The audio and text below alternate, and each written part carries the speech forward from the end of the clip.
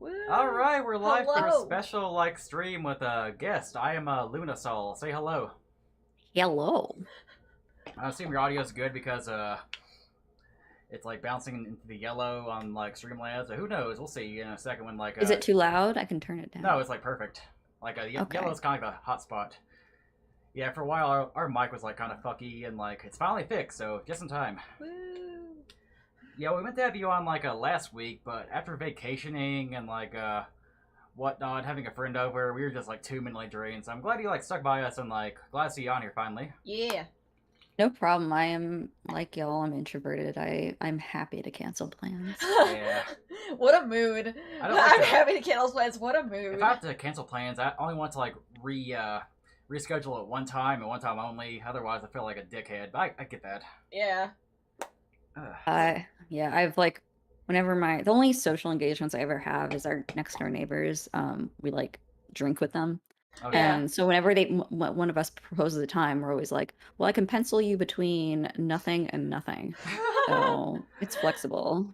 So introduce yourself to the chat for those who don't know you. Oh, the elevator pitch thing. Yeah, elevator So, pitch, yeah. let's see. I specifically became a self-employed artist to avoid this bullshit. I am a self-employed artist. I draw shit and I make products out of it, and I peddle my wares on social media in a desperate plea for revenue. I draw weird shit, and sometimes it goes over well and sometimes it doesn't, but I do it for me. Yeah, I do it because I fucking hated being an employee and I wanted to delete myself from existence. Yeah, both of Yeah. us are self-employed as well. We do writing and stuff, art, and it's so much better than living a 9 to 5. Yeah.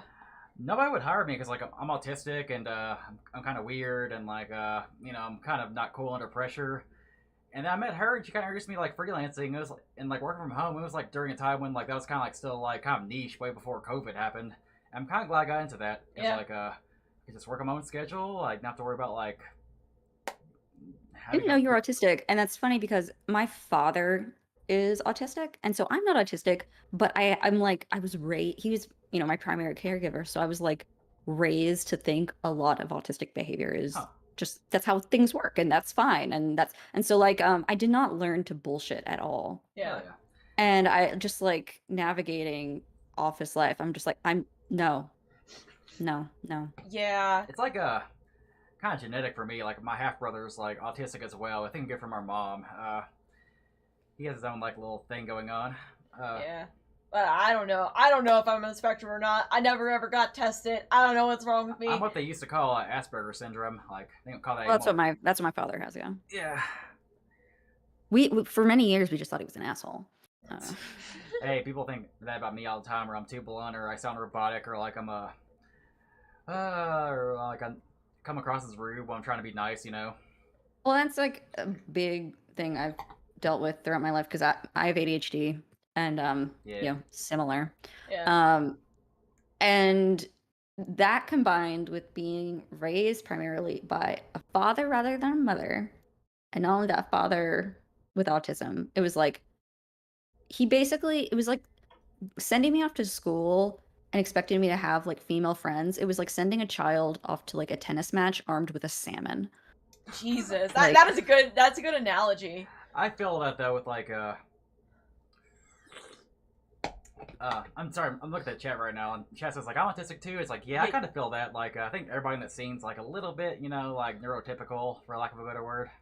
Not neurotypical, you mean? Yeah, it's alright. Neurodivergent. Neurodivergent. You're good. Yeah. Y'all good. Term, since learning that term, it's just brought me so much sense of peace. Yeah. And all oh shit, I'm not weird, and this stuff is all not universal, but a lot of people experience this, and I'm not. Yeah. Yeah, you're not alone. Yeah, I was unfortunate. I grew up in a small Kentucky town, so if you were any different, you were kind of bullied, made fun of. I had my own little band of misfits, but even they were kind of a little bit more neurotypical than I was. So I kind of felt alone. I got lucky. I met her, so life's good for me right now. But from age from birth to 22 or so, life was kind of Yeah, I got lucky. Me and Seth met when I was 18 and he was 21, and both of us were like those kind of people who wanted to be married since the moment we were born. So we like met, went on first date, and I'm not even kidding. We told each other we loved each other 11 days after our first date. Oh, Wow. Within 3 months, like we already knew we wanted to get married. Aw. Got engaged at 9 months, got married at 14 months. And everyone was like, "You're 19 getting married. What is wrong with you?" And I was like, Mama didn't raise no fool." Yeah. You know it what you're works doing. for some people who are younger. Like, we met each other at a con. Like, she was like Lust from Full Alchemist, and I was like Roy Mustang. Ah. So it's kind of like a problematic ship, as the kids would say. Yeah, as the kids would say, it's a problematic ship, but yeah, we got together, and like 2 years late, I think it was like 2-3 years later, we were just sitting around talking, and he was like, "You want to get married?" I was like, "Yeah." At KatsuCon, yeah, it was a Yeah. KatsuCon where we were like, "Yeah, let's get married." It's like Yeah. kind of like around Valentine's Day when that con happened too, so it's kind of fitting. Yeah, it was like he wanted to take me on a date to ask me, but like every fucking place there was packed with people. There was no good place to park. It was a nightmare. So we just came back, sat in the car, and he just like spat the question out. I was like, "Yeah, let's do it." I saw a TikTok last night where a guy was proposing to his girlfriend, and she was literally standing next to their garbage can outside. I'm like, hey, at least it's not that. Hey, yeah. I mean, yeah, like our marriage is kind of weird because we didn't have any rings, no ceremony, just like signing a document. Okay, I shouldn't have just talked shit because I just remembered, like, okay, so we had a courthouse wedding, and we like the only pictures we have are photos my dad took, and there's like a garbage can in like one of the nicest photos we have. So I'm like, oh wait, sounds hot. Yeah, I mean, to me, it's just like a document you signed like for tax reasons. It's like I don't really need to prove to the government that we love each other or have a big ceremony. Like, yeah, I just don't do courthouse wedding is the way to go. Yeah. Yeah, and yeah, I feel that like it's hard to find a job if you're neurodivergent in like any sort of way. It is hard. Yeah, like even if you can, it's just like you'll never be comfortable. Well, yeah. That's how I felt. I'm like, I'm not like, my psychiatrist actually, like when I quit that job, and he was like, "Oh, thank God," and he's like, "Wouldn't have been responsible for me to tell you this, while you were still employed, because I don't want to influence your decisions." He's like, "But you were never going to be successful that's correct. in that job." He said, not only in that job, but he said in any job where you have an older male boss, you will never succeed because you just see them and all you want to do is fight with them. Yeah, that's true. Naruto Cosplay 15, Travis Willingham and Laura Bailey are married to each other, so it's kind of like wholesome. I keep reading your name as Naruto. Oh my God. I'm sorry. Well, text is very small from where I'm seeing it, so like yeah, I keep reading it as Naruto, not Naruto Cosplay. But yeah, like my first job, like was when I was like 17. I worked at Dairy Queen, like just I love Dairy Queen. I love Dairy Queen, but working there is a bitch. Like putting all. You gotta turn those blizzards upside down every time. I even work in the ice cream department. I worked mostly like serving chicken soup baskets, like like putting toast on the stove and like making sure it's all like toasted and like working the grease pits. Yes, frying chicken or like putting chicken in the little storage container. Oh fuck! I have an alarm on my phone to remind me to do the Genshin daily login so I can get my primo gems. Oh yeah, make sure to get your gems. I dropped Genshin Impact like a long time ago, so I feel that. Yeah, we dropped a lot of those games. It's like honestly like it's one of the few things that's like gives me the will to like get out of bed, and I'm not saying it's like I just have like that baseline depression, where it's like you just need the carrot. You just need the carrot, and there's nothing wrong. Yeah. Nothing wrong with that. And Kaya is my carrot. Yeah. Sometimes you just need the reason to, leave this plane of existence. Kind of, like luckily I don't have depression or anything. Like I have like chronic depression, but occasionally I'll get depressed. Like I was depressed yesterday over a dumb reason, but it doesn't really take like much, because like people didn't like my SMT reaction video. Also, there's like other reasons too, like work stuff. Like she was depressed too. I was kind of like feeding off of her. Yeah. She was depressed over like a bunch of work because we're catching up from her like 2-week vacation to New York City. So it's like Yeah, I'm a workaholic that gets depressed. I get depressed when I have too much work, but if I don't have enough work, I get depressed. So basically, it's like that's a fucking move. It pisses me off. I'm depressed when I'm busy, and I'm depressed when I'm not busy. It's like fix yourself. Yeah, it's like I was sitting here and I'm like, man, I have so much work to do. Fuck, I got so much work to do. And then I go and stress myself out. Then I get all sad and I'm like, well, what do I do? I'm overwhelmed. And then like, you know, it all after I finish stuff, after I finish projects, and they're, you know, everything is all good. People are happy. I sit here and I go, I'm depressed because I don't have enough to do. And it happens with literally everything. It'll happen not just with, you know, like my like, you know, normal job. It'll be like, you know, with like, you know, content creation. I'll sit here and I'm like, I finished these commissions. Now what do I do with my life? Just sit on my ass? Yeah, For like, real. It's so true. And like, so for me, like the busy crunch comes when I get like new inventory in and I have to sort it and then I have to send out pre-orders and deal with all of that, and, like photograph it. And so what I've started doing is like I can roughly estimate around when it'll arrive because my manufacturers are pretty consistent time-wise. yeah. And so I'm like, okay, if it's gonna be arriving this week, I'm gonna like fuck off the entire week in advance and do so little work so I actually have energy when it arrives.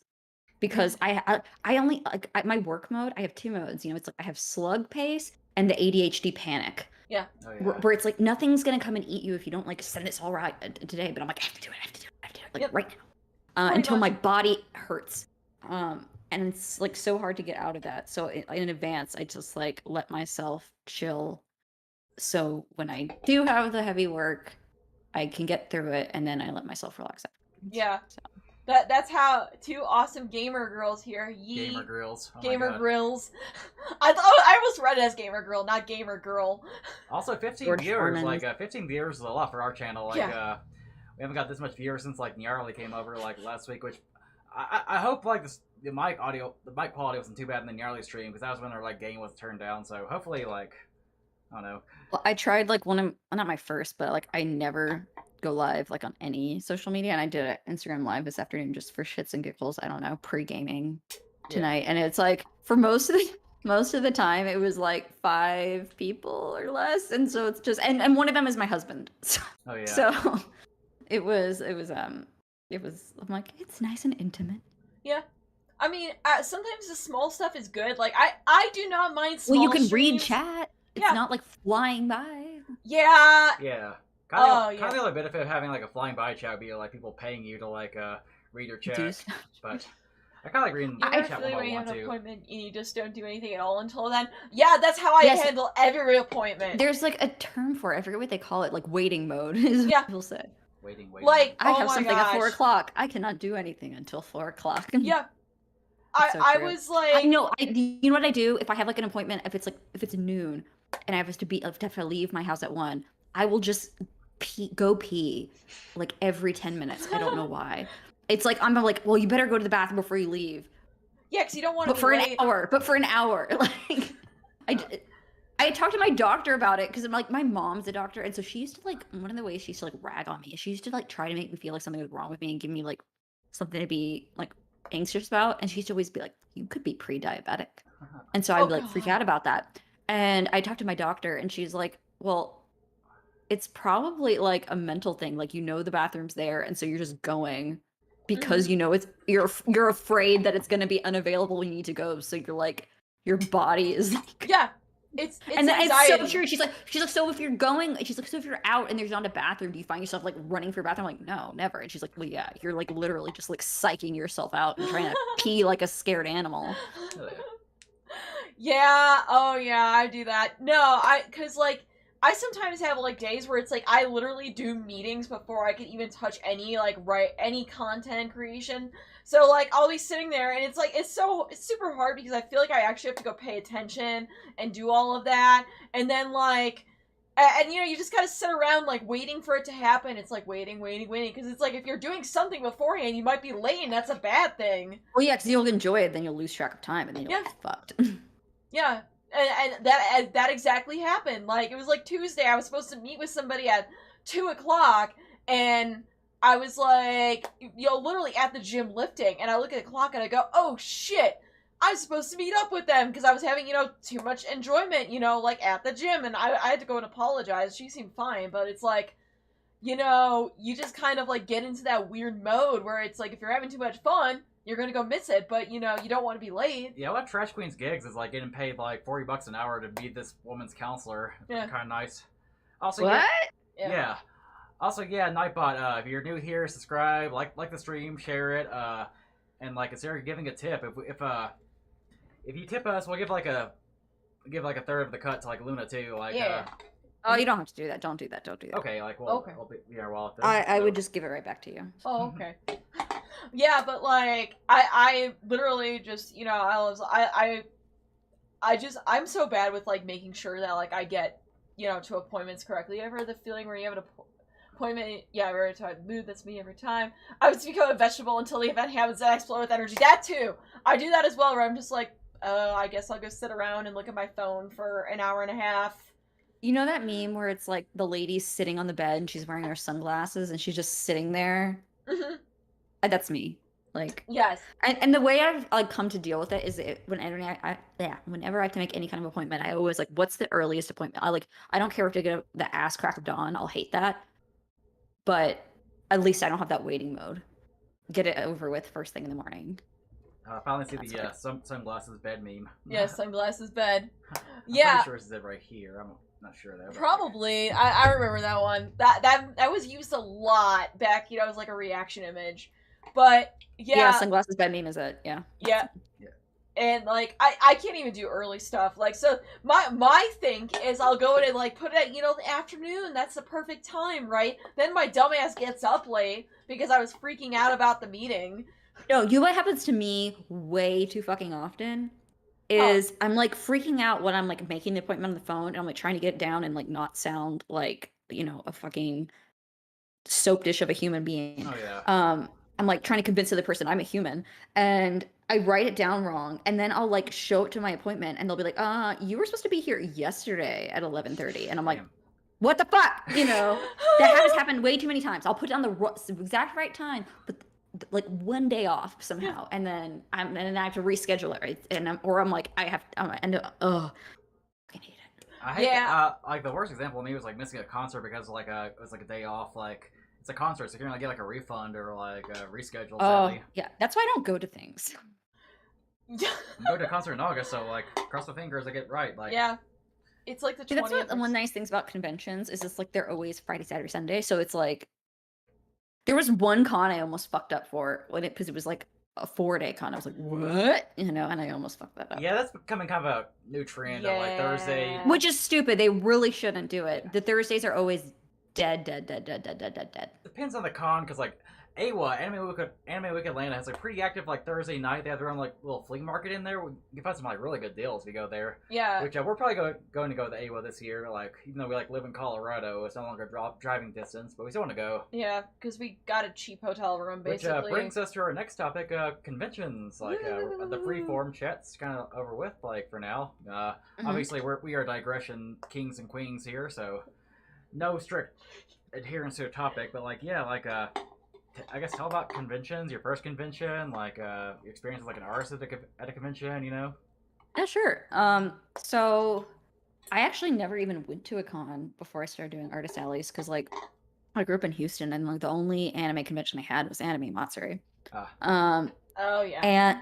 And see, I lived in like the suburbs, so like getting to the George R. Brown Convention Center is like an hour.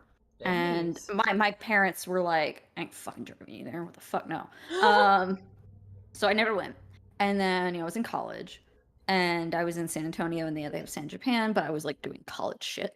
And I was busy being like the weird married college student. So that wasn't happening. And after, I'd quit my day job and I was doing this and like was becoming friends with artists who did do Artist Alleys and stuff. I was like, oh, that's fun. I should like look into that. Yeah. And so I applied and my first one was ACON in Dallas, Fort Worth. I can't remember if it's Dallas or Fort Worth. I think that's correct. I think it is Dallas. It's like, is it Dallas or Fort Worth? I don't remember. But that was my first one. It was 2018. Huh. I want to say. So you're like a late bloomer to the convention scene. Like I was kind of the same way. I was like, I think I was like 21. It was like, and my first con was GMX, because I was like a small Kentucky boy, so like I thought conventions were kind of like a California thing, like San Francisco Comic Con or San Diego Comic Con was the only like con in existence. That was not true. And like I kind of got into cons because like of Marble Hornets. That was like an old Slenderman series back in like 2009 to like 2014. And they're going to be guests at like GMX, Geek Media Expo, which is a convention kind of in the Nashville area in Tennessee. So that kind of got me into like GMX, which sadly is no longer a con. And one day I was like, hey, like there's this like 2-pack GMX and like MTAC, which is a Middle Tennessee Anime Convention, and that's where I met her. So that's kind of a stroke of luck, I guess. Like yeah, like I like didn't even really know. I didn't know shit. I just like remember seeing my friends who were artists who did conventions like post pictures of their booths and stuff. I'm like, that looks fun. Like being able to like go to a place and like see art in person and buy shit in person. I was just like, that looks fun. And so I applied, got in, and my friend Blush Sprout was going, and she's like a big dog when it comes to artist alleys. And so I was like super scared, and she's like, well, you can share a hotel room with me, you know, we'll teach you everything, you know, it'll be fine. And so I went with her, and oh my god, the hotel we were staying at was not like one of the like convention hotels. It was like a couple miles away. Ooh. And it was like overbooked. So like no. I was like, I got there, and it was like I was literally driving around the parking lot in the parking garage for like 30 minutes.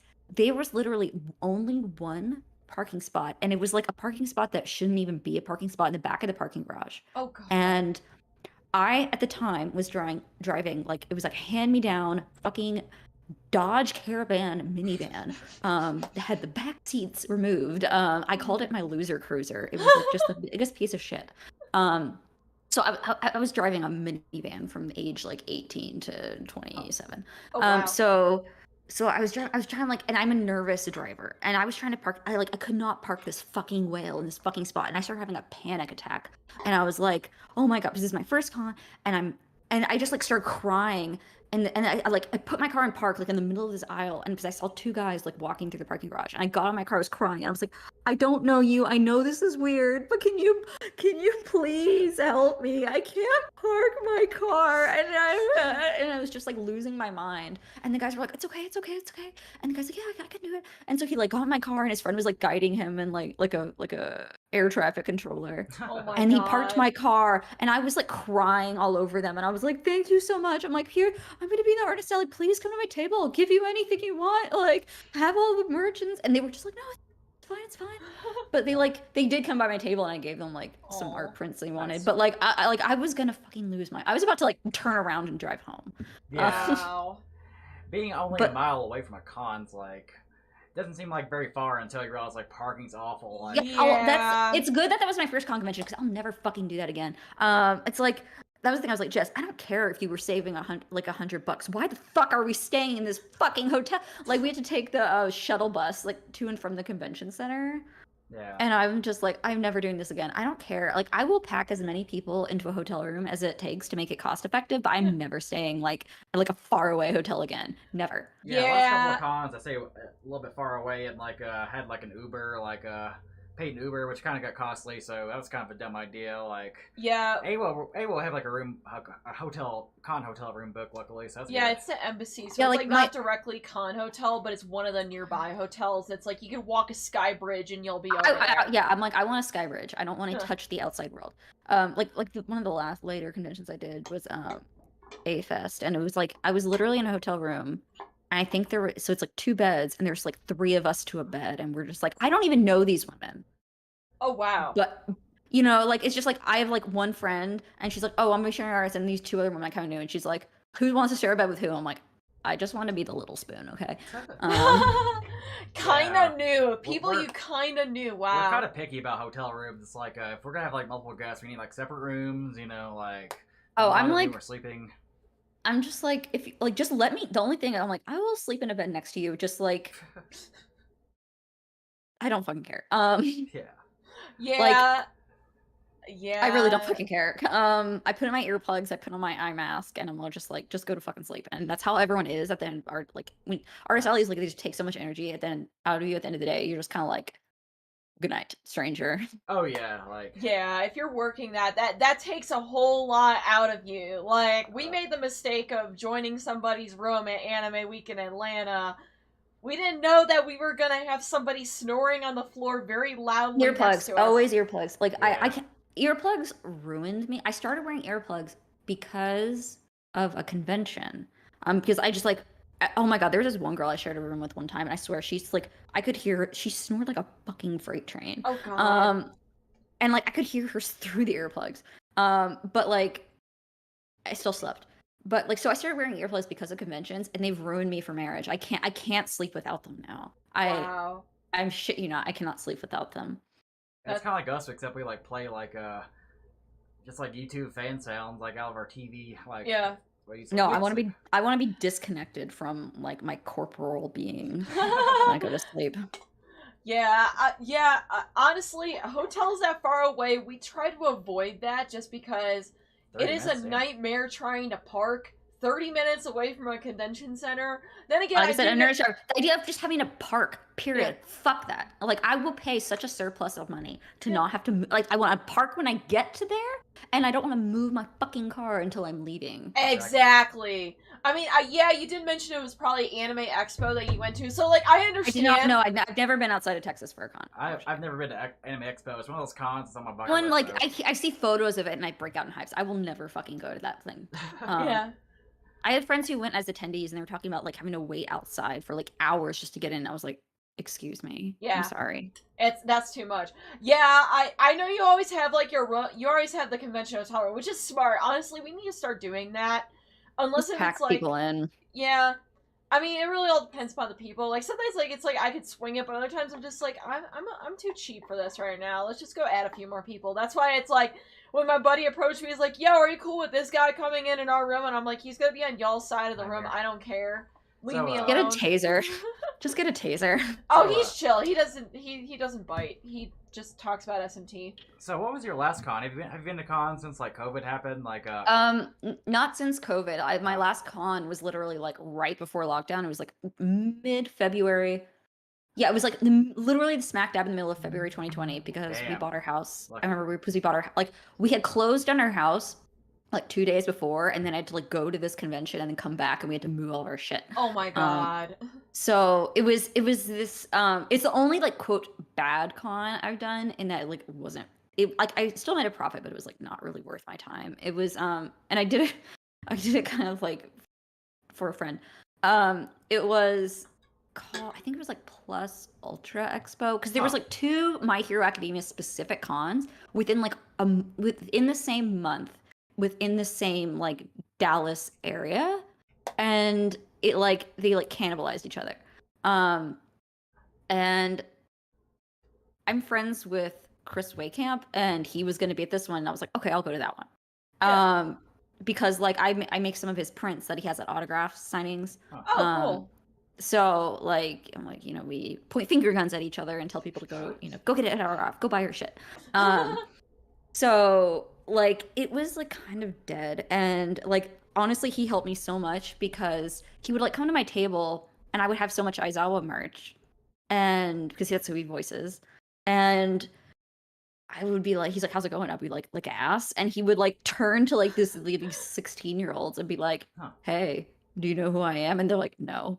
And because that's the thing. I'm always like, when I first met him, I was like, how can you like walk conventions and not get mobbed? He's like, I'm just like a normal fucking white dude. He's like, most people like don't like remember what voice actors look like. And so he would like be at my table and he would be like, oh, well, I'm the voice of Aizawa, and if you buy this Aizawa pillow, I will sign it for you. And they're like, oh, and they would buy pillows, and shit. And so I'm like, thank you. Thanks for making me money. Yeah. And I'm like, here. And so like, he was like, well, why don't you like give me some of your Aizawa merch and I'll sell it at my table. And I was like, so like he helped me get through that convention. Oh, wow. Because it was not great. And I'm not sure. Sounds like pain, especially if it's a My Hero Academia convention. Specifically, it wasn't like cringy. It wasn't cringy or anything like that. It was like the people were fine, and like the guests were great. They had so many guests. It was. I think what it was is that it was like there was not a lot of marketing for this con for whatever reason. Oh yeah. So there was that, and it was also like in Plano. It's like a suburb of Dallas. But I ended up having like the best time because it was like 2 months after we had just gotten back from Japan, and Plano has like They have a Mitsuwa, which is like a Japanese grocery store where there's like a Japanese Yeah. whatchamacallit, the food court and everything, and they have that like bookstore. And so I was like crying, like when I saw the food, I like ate every meal at that fucking food court. And I went with like Chris and some friends to eat at that food court. I'm like, I want it. I don't want to. I'm emotional over this food court. Yeah, so I was going to what was the other one?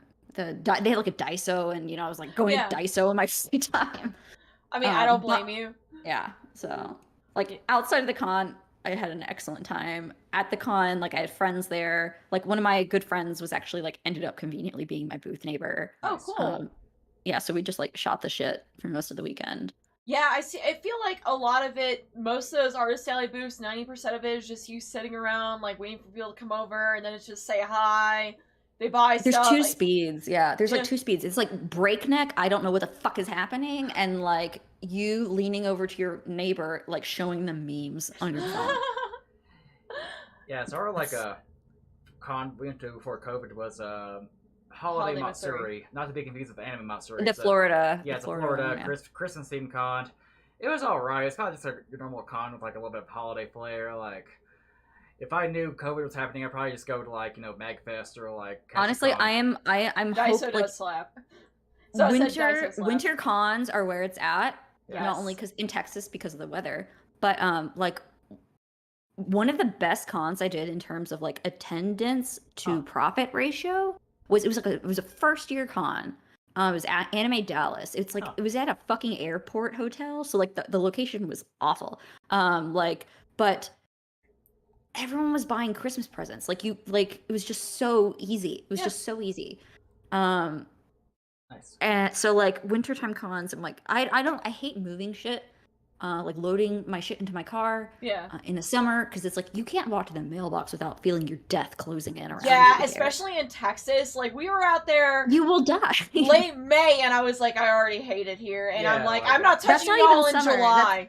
That's not even like, well, that's like equivalent to summer in other parts of the country. Like we have like this level of summer that's like, I recently learned about this term called like the wet bulb temperature, where it's like they wrap a piece of wet cotton around a thermometer and it's like measures temperature based on like how fast the water evaporates. Anyway, but it's like the human body cannot cool itself above 90 degrees and a humidity level at a certain level. And so it's like, if you cannot get into AC, you will die. Damn. And the thing is, in Texas, is always above that. Like you can, it's like fight for your life mode in Borderlands, like where you're crawling slowly and everything's in grayscale. That's walking to your mailbox in Texas. Yeah, you can feel death near. Oh my God. Like the weather is actually the reason why I moved from Kentucky to Colorado, because like Kentucky is like so humid. You go like running outside at like 12 in the morning and you'd be sweating buckets. Like Colorado summers are pretty hot, but at least it's cool outside at nighttime. Like I was talking and when it rains it cools down. I was talking to a buddy of mine because he shared a memory back when we used to go to his parties in like the dead of summer, and he's like, I'm so glad I moved them to April. And I'm like, me too. And I asked them how the weather was out there, and they're like, yeah, it's 90 degrees and humid, and at night it's 85 degrees. I'm like, I do not miss that. At least at night here it's like manageable, like 65. Yeah, like so I started roller skating last October, and so I would like go outside and skate at the tennis court near where I live. Oh. And like probably around April is when I was like, that's not happening anymore. It's truly the inverse of like up north where people have seasonal depression in the winter. Over here in Texas, you have seasonal depression in the summer because it is inhospitable to life during the summer. So you like no one goes outside. Yeah. You just can't. Yeah, like, it's really funny because I get seasonal depression, not during the winter, but during the summer. I get it during the summer. Yeah. I get it during the summer. From like late May till like September, I'm just in this weird funk. That's why I've been actually probably like really all over the place, because like, I'm just always in the seasonal funk during the summer, because I get seasonal depression during then, because I'm like, it's too hot to do anything. Like, cons are kind of nice for that though, because they kind of are like a little bit of like a little distraction, a little treat in the midst of the bleakness that is seasonal depression summer. Yeah. Girl, what was that Lana Del Rey, Summertime Sadness? In the midst of the summertime sadness, cons are like a little oasis. Yeah. Yeah, I do agree. I mean, I feel like our next con is like gonna be in fall, so we're safe from that for now. Like my next big event isn't out until like Speaking September. of cons, so. like we've gone to one con since COVID happened. Like we waited until like we were fully vaccinated. Obviously, like we went to a IkiCon in Texas. That was our first IkiCon. Like great. And that's the first time they've been in summer. They're usually like in December. Yeah, there's like one later on, like New Year's, like and like it was all right. We had a good time. We had a good time with friends. Like the art alley was like really good there because like we love to go to the art alley because you know like the anime merchandise is like overpriced as hell usually. But like the problem, And honestly, the official merch is usually kind of boring. Yeah, like outside of figures, it's usually kind of boring. Yeah, Michigan does sound bipolar. Like I mean, you're up north, so it's like you're even more north than we are. So yeah, like I could see it being bipolar, but even during the summer where it's like, oh, it's normal. Oh wait, no, it's 50 degrees. Oh wait, it's normal again. That's Texas winter. Texas winter is like that. God, Texas. Texas is only consistent for 9 months of the year, and consistent that you want to die. Yeah, and then winter is like 80 degrees one day, 30 degrees the next day, and then back to 80 degrees. So speaking of feeling like hot though, like kind of the issue with like IkiCon was like you had to like wear a mask, which I have like no problem with like wearing a mask, but like it's oppressive. And it feels like I understand why Southern. It's like people who were like I'm not condoning them or agreeing with them, but people like who were from the north that didn't understand why the South is so aggressively anti-mask. It's like you can't fucking breathe. Okay. Yeah, that's our next con is be like a con where it's like you can show like proof of vaccination or something. I don't know, like we went to run errands the other day, and we've been fully vaccinated for a while, and like we were going to like Home Depot, and we were initially going to go into the garden center to get stuff outdoors, but we need to get something inside. And as we were like walking in, like it was the first time ever that we like walked in a store and I didn't already have a mask on because I kind of like forgot somehow. And as soon as like I walked in, I saw the old Republican looking greeter. He said hello, and I was like, oh, and I put it on immediately. I'm like, I'm not free facing it around you fucks. But like, yeah, it's like I've gotten like it's like I don't want to wear it, but at the same time, it's like I learned how nasty people were because of COVID, and I'm like, I'm not breathing around any of you anymore, Yeah. I used to when I first started doing cons, I actually tried wearing a mask, but I stopped because people couldn't hear what I was saying. Yeah. Yeah. And so I gave up. But now I'm like, I'll push through. I'll get a megaphone. We'll figure it out. Colorado, like, pretty much dropped their mask mandate. Like, you can go pretty with a mask. Like, what's kind of interesting is like going to New York recently. They still are like heavily like mask mandate, even though like 70% of the population is like vaccinated. It's still like you gotta wear a mask, but it's kind of understandable. It's like one of the biggest cities in the world, like. My favorite was when I went in and the McDonald's kiosk said you don't have to wear a mask, but the employee demanded I wear a mask. I was like, okay, you gotta go and quick give me mixed signals here. Do I wear it or do I not wear it? Schrodinger's mask. Yeah. Like, I understand wearing it after everything, because, like, yeah, people are nasty. I get it, because, like, don't wear it. Like, my thing is, like, wear it, and if you have to, just do the pull away, breathe, and snap it back. Yeah. Have you ever caught a bad case of the con crud? Oh yeah. Like, that was one of the things. I got super bad con crud after my first con because nobody warned me about that. Yeah.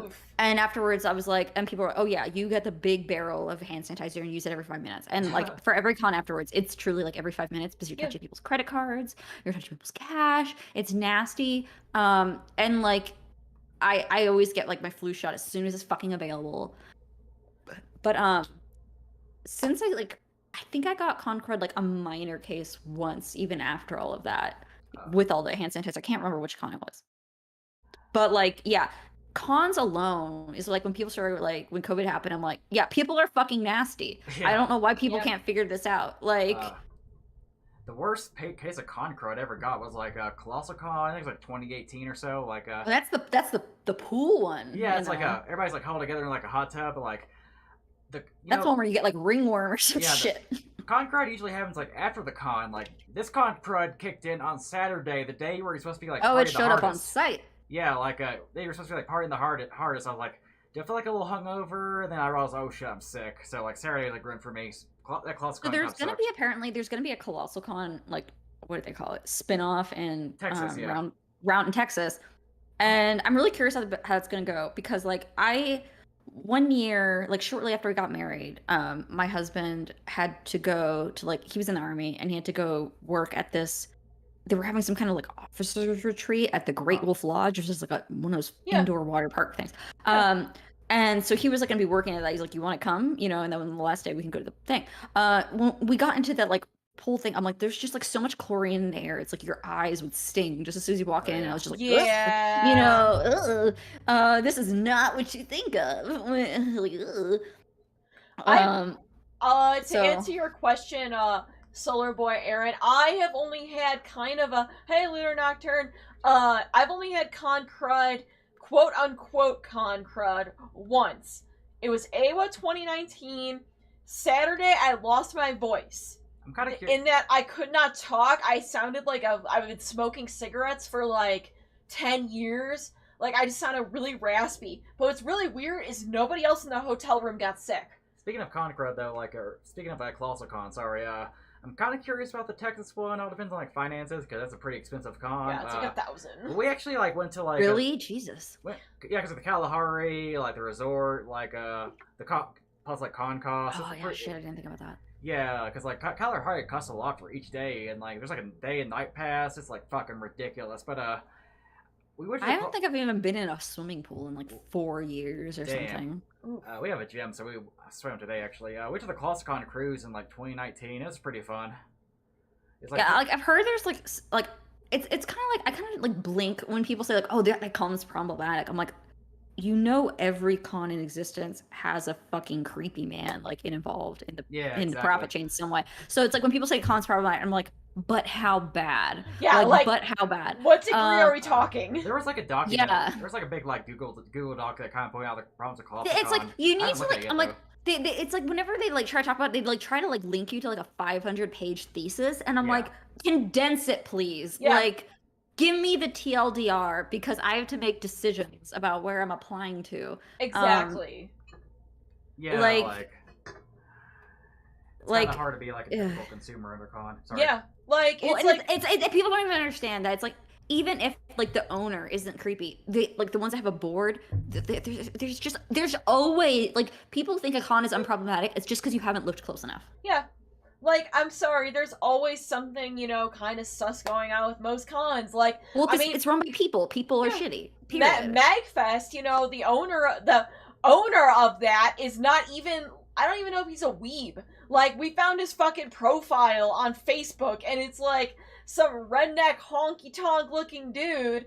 And well, especially because these people running the con, they're older than us. They're boomers. They're like, in their 50s and 60s. And it's like, they grew up in a different time. It's like when Paula Deen got canceled for, saying racist shit. It's like, she is an old, crusty lady from the South. What did you think she thought? Yeah. It was, what did you all think? I'm not excusing it. But what did you think she thought? Yeah. Oh, yeah, what was I gonna say here? That's why I don't really shame people who go to, like, cons that have, like, a problematic history, because, like, there's usually, like, something going on at a con. Like, there's some cons I probably won't go to out of principle, or just because it's kind of, like, con's not interesting to me. Dragon Con is problematic. Dragon Con had a freaking dude that was, like, arrested for kid diddling, or found with kitty shit. Like, I did Anime Matsuri in 2019. I probably won't do it again. And the reason, like, I did it is because, like, I knew the drama going into it. My whole thing is, like, it's not my response. Like, I should not have to forego my paycheck because this guy wants to be a fucking creep. Yeah. That's not my responsibility. Like, the example I usually point to is, like, when Kevin Spacey, got outed for being a fucking creep. It's like, yeah, they canceled House of Cards. How many fucking, like, innocent crew members lost their jobs because he was a fucking creep? That's not fair. Like, they should just can him. But the thing is, when you own the con, they can't just can you. Even if he goes to jail, he still fucking owns the con. You can't just take it from him. Yeah. So, like, the con is going to keep existing. And, like, so I had a group of friends that were like, listen, we'll go to the convention and we'll just, like, make a donation to Rain afterwards. Yeah. Yeah, I'll go share a screen with you. This is like the co-founder of Dragon Con. He got arrested for like kid diddling. He's not involved with the con anymore, but yeah, this guy. Like, Jesus Christ. Yeah. I think the worst con, like the most problematic con I've ever been to, is like I didn't know at the time. Anime Midwest is run by a guy named like Ryan Kopp. He's the Anime Matsuri guy of the Midwest that we've heard about. Yeah, we did not know that. Now, That to be sucked fair, anyway. 90% of the con wasn't even spent at Anime Midwest. It was spent at the I've heard adult. he owns like every con in the fucking area. Yeah, Or and it was spent at the adult con next door, which is like where I met like some people and I Yeah, connected and stuff. Like I had more fun there than I did at Anime Midwest. Yeah, I But went to like, Anime Midwest, I think, like 2016, 2017, and like it was like at the same time as like Exotica, which is like a porn expo. So we were more at the porn expo than the con, because the Yeah. con was like dull. like it's like speaking of porn expo, there's gonna be one in like Austin towards the end of the year called Hentai Con. Yeah. I think they're sold out of artist tables. Otherwise, I would have like. I- yeah. I need to go to Kind of want Hentai to just Con. go. I kind of just want to go because the idea of there's one other 18 up con called like UshiCon in Yeah. Austin, but it's like very small and I've never been to it. But yeah, like the Great idea of just like Ria goes to that. the idea of just going and it's UshiCon isn't what I've been told is that it's like no, it's not a 18 and plus because it's adult. It's just they don't want fucking kids there. They just Based. wanted like a calmer environment. Yeah. And I'm like, no, I want to go to the fucking hentai con. Yeah. I'm really curious. It's like, but I would like, part of me is like, what business would I have being at the hentai con as a vendor when I literally don't have fucking weird shit? Yeah, It's like, I have cats. You don't Yeah, have like yeah, you don't do not safe for work art. You literally just make cats and cute chibi stuff. Yeah, it's like, well, and it's like, even if I wanted to draw NSFW stuff, it's like, I just don't have like the anatomy skills for that. And I'm not like, I'm not putting in that effort. I'm just sorry. I'm just gonna draw cute cats because it's easy and I'm stupid, Yeah, it's a lot to go and get that all done. Like I've got a buddy of mine, she does not safe for work art, mostly like yaoi stuff, and she Yaoi has slap. so many reference books, so many dojins that she has to use as references for anatomy and yeah, such. I'd love to go. I'll go to Yeah, it's the next level Yeah. shit. Plus Like con people don't is so understand. It's really funny that people were like accusing me of making not safe for work art because I'm like, you think I have that skill? If I had that skill, do you think I'd be drawing these like fat cats all the time? Like people who draw porn make like a lot of money. Yeah, Oh, that's, I would be doing that a lot more if I could do that. hell, like most of like Trash Queen's like writing stuff is like like smut like. I- Well, yeah. Yeah. Yeah. 90% of my income comes from writing smut I because don't it's easy. like with fan fiction. It's like if it's not explicit, I don't fuck with that shit. I'm Same. sorry.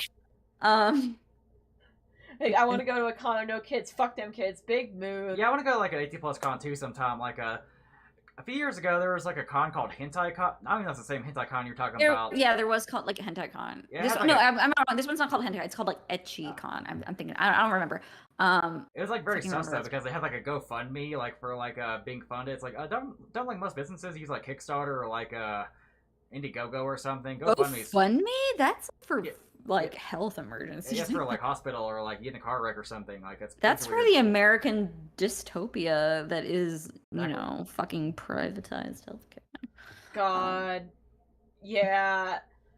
Yeah, it was really sus looking, and I don't even know what happened to it. I don't even know if it still exists, but like, I would love to go to an 18 plus con. I'm gonna see like if it still exists like while we talk. Like I'm gonna turn off a display because I don't want anything like that would violate YouTube's rules. Like there we go. Let me look up Okay. this con that I was talking. Hentai Con GoFundMe. See if it can still- Etchi Expo is what it's called. Etchi Okay, I found it. Expo. It's in September. I Yeah. kind of just want to go. Yeah, this. I kind of just want to go. Yeah, this is the Hentai Con here that I was talking about. Like, I only got like $1,700 out of 10,000. It's like This Oh my looks god, so I'm looking at sus. I'm looking at the guest page, like just the main page of Etchi Expo, and it's like fan panels, and it's like this woman dressed up as Kana from Dragon Maid. Oh my god. is it Momo-kun or is it not? Just kidding. Amazing. Wait, whoa, they actually have like decent guests. What con is this? Etchi Expo. When is it? Where is it? September in late Austin. September. And where? In Austin. I want to go to this. I've tempted to go to. We like if I go. I've never been to a con as an attendee. I have you go, literally I go. never been to a con as an attendee, so this would be We're cosplayers, kind of so. fun. I mean, you got Julia and Michelle there. You got Julia and Michelle. That's actually not too bad. I don't know the rest of these girls. I mean, I got a yaoi shirt I need to wear out in public. I mean, Yes. We got a few like hentai shirts here and there. We got like I got a cool hentai shirt I got in Japan actually. Because I have so a friend of mine, back like a few years back, he made these Bara a Hagao shirts where it's Bara men with a bought Hagao. one of those. I almost bought one of those at Anime Matsuri when I was there. A guy came to my table, and I saw his shirt. I was like, please tell me where you fucking got that. I need that. And I went to the booth, and all they had was like triple XL, and it was basically like I looked like I was wearing a tent. Because I'm BRB, 5 foot I'm nothing. drink and pee. Okay, get me a drink too. Cool. And so like I need to actually like find this online now because it's just so. I'm like, listen, if all these like mouth breather dudes can come to my table wearing the Ahigo like full tracksuit, y'all can look at my bara Ahigo shit of this dude's face getting rammed into a mattress with drools spilling out. Like, y'all can deal with it. You know, sexual harassment can go 2 ways, buddy. If you can make me uncomfortable, I get to make you uncomfortable. Well, see, here's the thing. I like the Ahegao stuff. I find that shit fucking hilarious. It doesn't bother me. It's never bothered me. It's never bothered me. But it's so funny because my friend was like, he's gay, and he's like, I don't really like Ahegao shirts. What if I made an Ahegao shirt a bar of men? And I'm like, I'll support you with that. He's like, hell yeah, I'll buy you a shirt if you give me the money. I'm like, okay, alright, here's your money. So, I meant to buy the pants and stuff from him too, but apparently Redbubble took his shit down, sadly. So, tragedy up in the chat. Yeah, up in the chat. Real tragedy here, but like, I still have that, and I still have people asking me, like, where did you got that? I'm like 3-4 years ago from my friend who doesn't do it anymore and lives halfway across the world. But, like, I don't know. I always find that shit fucking hilarious. Like, the fucking, like, full Ahegao outfits, like... They crack me up. Because I'm just like, you know... They probably never get to wear that in real life unless they're just, like, balls to the wall shameless. Oh, no. I have my yaoi shirt, and, like, so the only human interaction I have besides my husband is my mail carrier. You know, I've scheduled pickups every day, so I don't drop off packages at the post office. He comes to my door. And it's this little old Vietnamese man. He's the sweetest man in the world. And so he knocks on my door every day, and sometimes I'll be wearing a shirt, and I'm like forgetting I'm wearing it, and I'm just like, I hope he just thinks this man is crying. Yeah. Like, I hope he doesn't know. F. Yeah. Oh man, it's like sometimes he probably doesn't know. But... Yeah. I mean, I will admit, a few days ago, I couldn't find any socks, and the first socks that I found were my Ahegao socks, and I'm like, I need these for lifting. They make Ahegao socks? Yes, he got them for me for like a few years back, like as a gift, and I'm Googling this and I see them and I want them. They're really high socks. I'm buying these. Good. And, Naruto cosplay, yeah, it's kind of the thing on the agenda tonight. It's talking about the, I guess, sanitation of cons, like, think of the children people. Oh, God. Okay, so it's so true. So this was, like, before COVID, there were some artists who were, like, on Twitter actively, like, petitioning cons to ban Ahegao shirts because it made them uncomfortable. And I just, like, it's like, these are, like, artists who I, like, consider my peers. I'm just like, y'all, come on. This is not gonna go, like, where you think it's like if they start banning Ahegao, how long is it gonna be before they start banning like cleavage and this and that, and they start like turning us and like making us wear fucking bonnets at cons? I mean, stop it. Like, staff's like pretty like they're very selective about like showing like boobs. Like they'll like if there's like a cosplay deviant or somebody, they'll like kind of let them go through, but like somebody else shows cleavage, it's like nope, I gotta change, buddy. Oh yeah, I'm just like, it's the same thing with like. I don't know if you guys saw like how eBay like basically made it.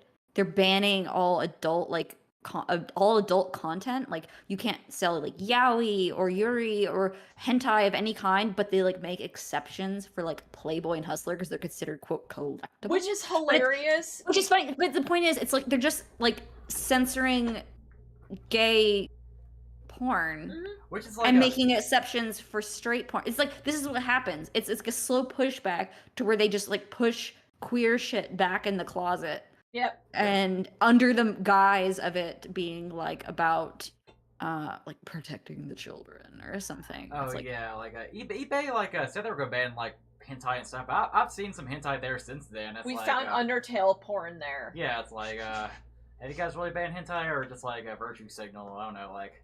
Speaking of like, that's what it is. Speaking of a Hagel shirt and think of the children though, it's like it's kind of funny because like every person wearing a Hagel shirt I see is like has to be like 13 years old. It's like, never. Adults, it's almost like, they have never never adults. touched a boobie. Yeah. Yeah, like I went was driving around Vegas like earlier this year and like parked for the 7-Eleven. So there just like these like two Did you like get the titty cards? Oh, you're driving around, if you walk up and down the strip, they give you the titty cards. You know what I mean? No, I didn't know about the titty cards. It was Do you know tempting. now? Do you know now, or do you not know anything what I'm talking about? No, I've never heard of the titty cards. Okay. It might have been because it was So COVID if you go to time, though. Vegas, I learned this at the ripe age of 17. My family, so my mom's a doctor, and so they have to keep going to these conferences and like build up their like quote continuing education hours to keep their license. And they'll pay for the doctor's like flight and hotel. And what my family would do all my childhood is my mom would go to these conferences, and we would like piggyback off that. So we'd pay for my brother's flight, my dad's flight, and we'd all stay in this room that was getting paid for by her company. Dang. By her employer. And so it was just, they were miserable family vacations. So she would like spend the morning in a conference and then afternoon. Anyway, so one year we went to Vegas. I was like 17. And as I learned, if you walk up and down the Vegas Strip, they're not pimps, but they're like, it's like, they're like the fucking like McDonald's of sex work. They have like they pay people to stand on the strip, and they have business cards for sex workers, and they'll have a picture of the woman, and she's usually topless, but they'll put like sparkles where her nipples would be. Oh my And it'll have like her God. name, and it'll have a phone number, and they'll stand there, and usually they don't even speak English, and they'll stand there and they'll flick these cards at you. They'll like sit there making these flicking noises, and there'll be like 20 guys in a row flicking cards at you with all these different girls. And at first we were like, our family was like, oh, that's gross. But then like me and my brother and my dad, we all turned like after like a day, we turned into children. And if you remember that scene from Elf with Will Ferrell where he's like taking the free promotional flyers, Yeah. he's going, thank you, thank you, thank you, thank you. Like that was what we turned into. We started taking every fucking card we could. We're gonna have to Until- go back and do this. Yeah, like So we walked from one end of the strip to the other, and by the time we came back, it looked like we had like each of us had like 3 decks of playing cards in our hands. It's like a inches trading tall. card These game, but with stacks. boobies. to be fair, These stacks of topless women with sparkle nipples. And when we got back to the hotel, my mom was like mortified the entire time. And so when we get back to the hotel, we're spreading all these cards out on the bed with each other and playing like it's old maid. Like, I got this girl. Do you got this girl? You got this girl? I got this girl. Let's trade. And hundreds of these fucking cards. And my mom was just like, y'all are disgusting. Y'all are disgusting. And we're just like losing our fucking minds over this. Keep in mind, my brother's gay. I'm bi. At the time, I didn't know this, but so we had all these cards, and not only did we have these cards at the hotel, my mom was like expecting we just like leave in the hotel. No, we took them back home with us. Oh my God. And apparently my dad, for months afterwards, his thing is at church, he would love to slip one into the hymnal Oh and my just God. close it and put it back. That he did that for months, apparently. Oh. Yes. Oh my God, we need to go back and do this because man, I want to go collect sparkle nipples. When we went to sparkle nipple Vegas, it cards. was like actually earlier this year to like hang out with a friend. Like, and we went to the strip like one time that week, and like it's still like pretty ravaged by COVID because Yeah, it those was before empty. vaccines were like widespread. So yeah, See imagine- someone saying, I'm going to Vegas soon. Yes, you get these cards. They're collectible.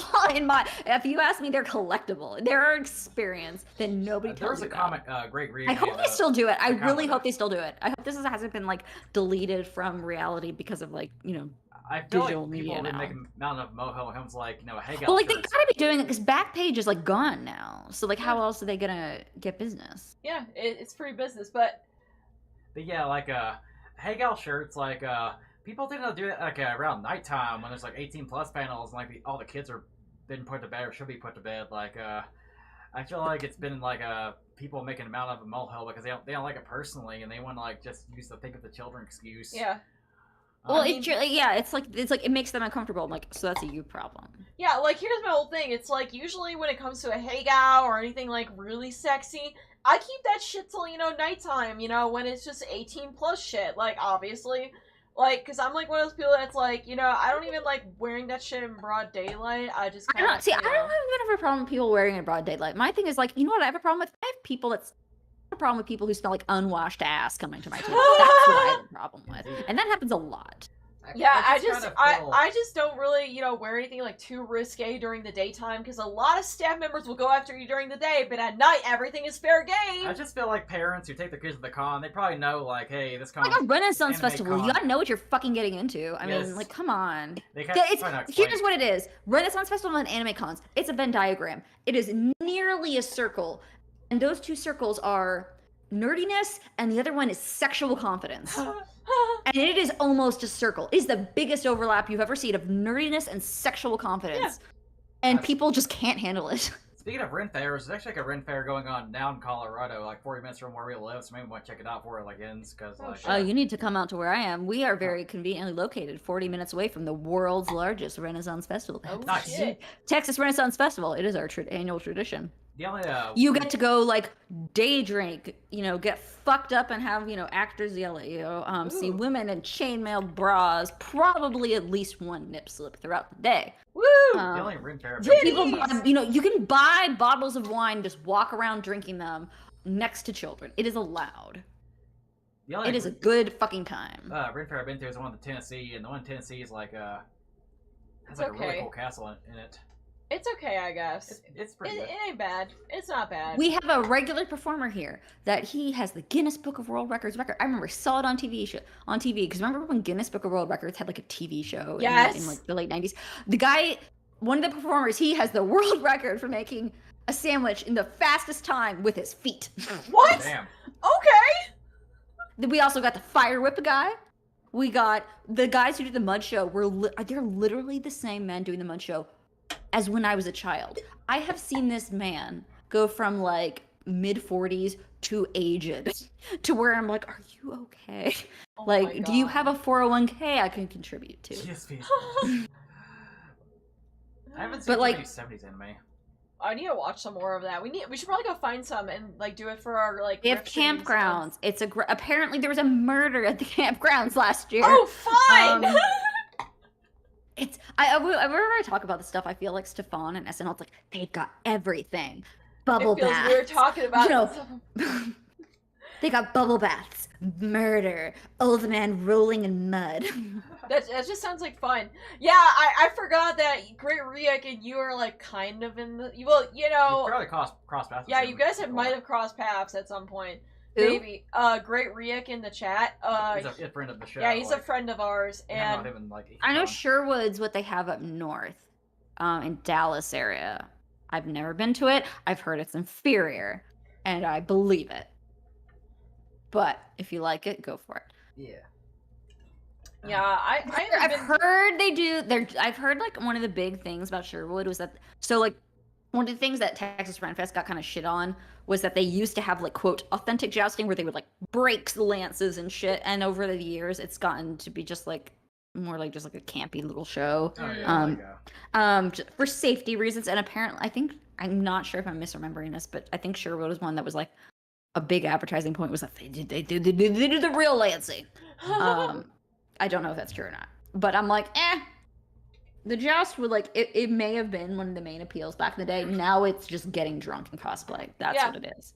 Minors feel they're entitled to every space and everything needs to be catered to them. Oh no, that's adults' world, baby. True. Yeah, it's true. Like, I mean, I think the weirdest like I hate minor it. story I is hate like it. one day we're just like walking, or at like nighttime at like Agua, we're like walking down the hallway. Everybody's like drunk and stuff. It's like a little 11-year-old like Todoroki cosplayer. It's like tried to hang out with us. yeah, it's like dude. And I like, told him to go the fuck Here's what I away. don't understand. Minors on the internet are not the same as minors in real life. Because as someone who's done these conventions, I can't tell you the number of times I've seen minors walking each other on fucking leashes, and that's fucking weird. But then you go online, they're like, I am a child, blah, blah. And it's like, you're like every minor I see that crosses my table at conventions, they're like wearing like leather daddy kink shit and talking to me in a way I'm like, you are making me uncomfortable. You are 15 child. years old. Stop.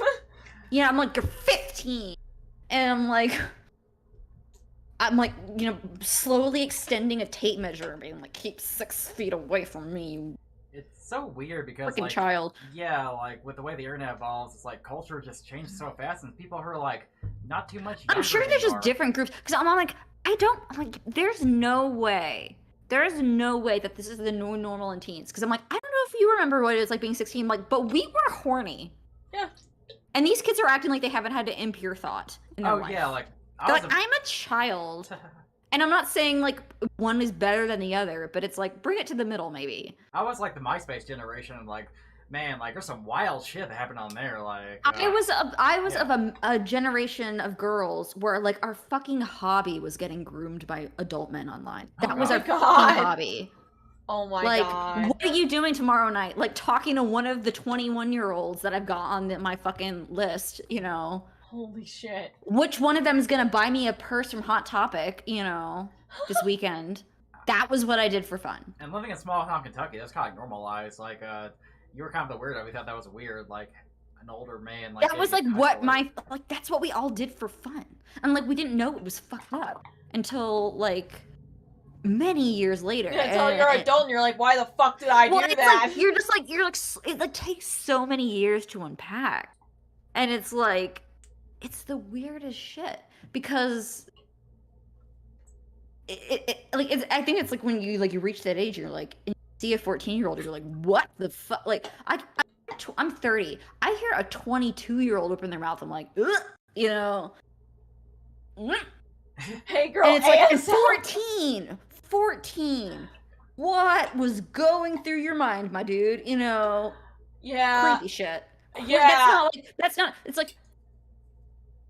And like, I don't shame anyone who's like, oh, these kids these days, they look so much older. They do. Here's the thing. They open their mouth for 1 fucking second. You know that's a fucking child. True. Yeah. There's just no hiding that. Yeah. So it's like people don't understand. It's like, it's not even about what they look like. They open their fucking mouth. And if you're someone who's willing to spend like a fucking minute with them, that's the creepy part. Yeah, they're fucking annoying.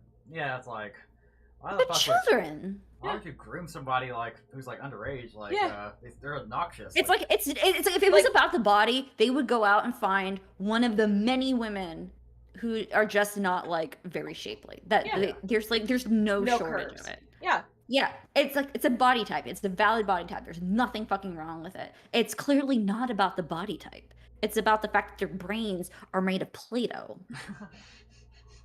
You could say they were a Play-Doh-phile. Oh my god.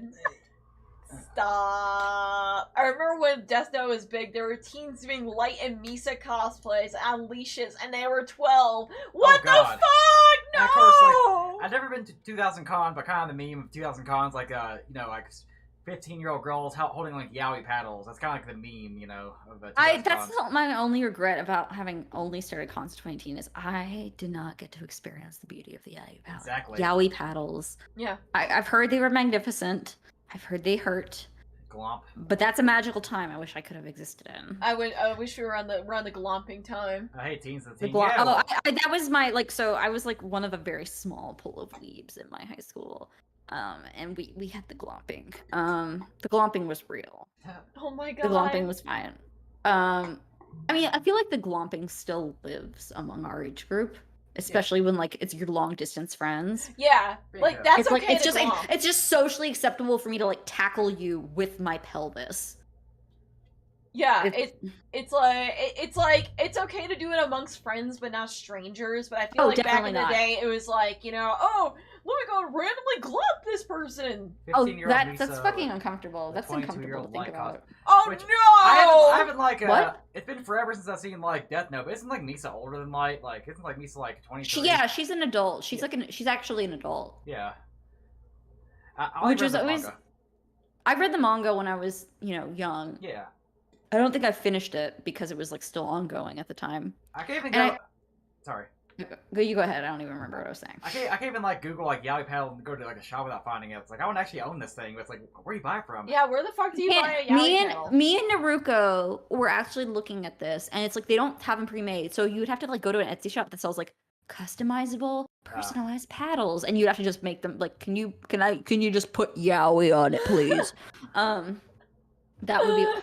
I propose that we shift from the yaoi paddles, reinvent them, and we get those leather paddles, the high quality leather paddles that people do with like the vinyl lettering. That's what I'm proposing we switch to.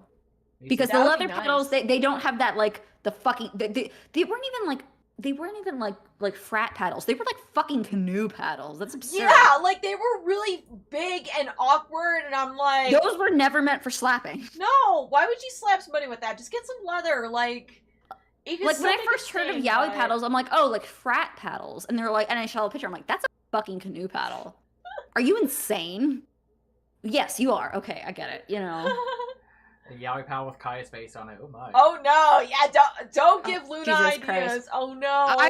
The shit character has put worms in my fucking brain. If there was a character that was ever designed in like the most scientific lab setting, they're like, what can we do to attract the bisexuals? It's like this character was made in a fucking lab. True. I swear to God. Like I cannot. Like I'm the most monogamous person there ever was. If this man shifted into reality, I would have to fucking work something out with my husband. I'm not even kidding you. We would have to fucking work something out. Sorry, we're probably now. Sorry, honey, we're probably now Kaya Not even exists. not even poly. I'm like just one night. You could fuck as many women as you want. Just one. You know, just one. Leather yaoi paddles. Oh no. He's everything in one. He's femme. He's mask. He's submissive and breedable. He is dom. He is everything. You make a tiny yaoi paddle with Kaya on it, I will buy it. I will play Genshin.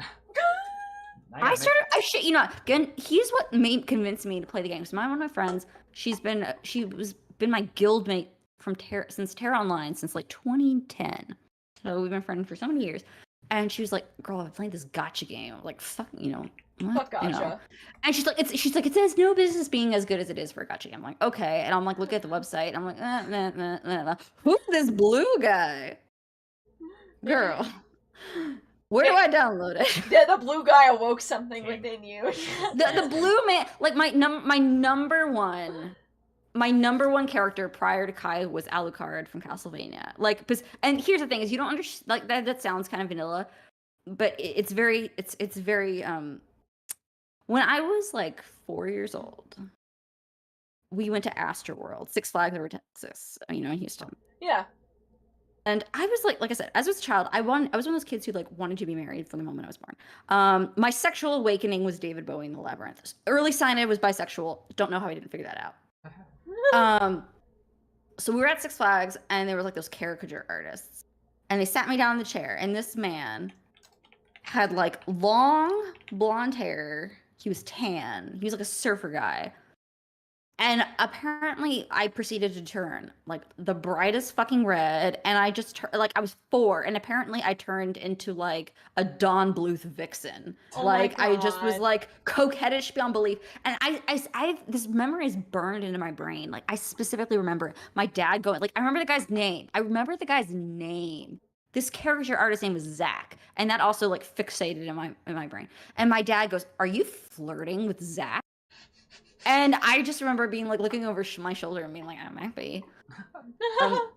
And the caricature drawing we have of him is like, if it's not the most like fuck me face on a 4-year-old, I don't know what it is. Oh my God. Like I feel so bad for this man. He was like, this 4-year-old is trying to fucking seduce me. That man burned a man with long blonde hair into my sexuality like a fucking brand. And I cannot escape it. And so when Alucard came onto screen, it was just like, I can't say no. Like, there's nothing.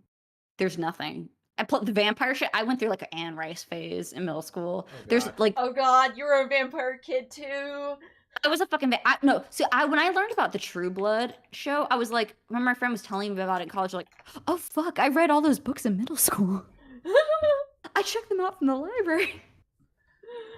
And that didn't even stop you. They didn't stop you. Yeah, it's like I got them from the adult romance section, and like my dad was just like, "It's a book. I don't care." Because my dad had like the manga prejudice where he like it was like, "That's pictures. I'm not enabling you to read comic." Even though he was a comic kid, he was like, "You should read a book," and I'm like, he just like flip through it, saw it was words. It was like, fine. I'm like, "I'm reading porn, sir.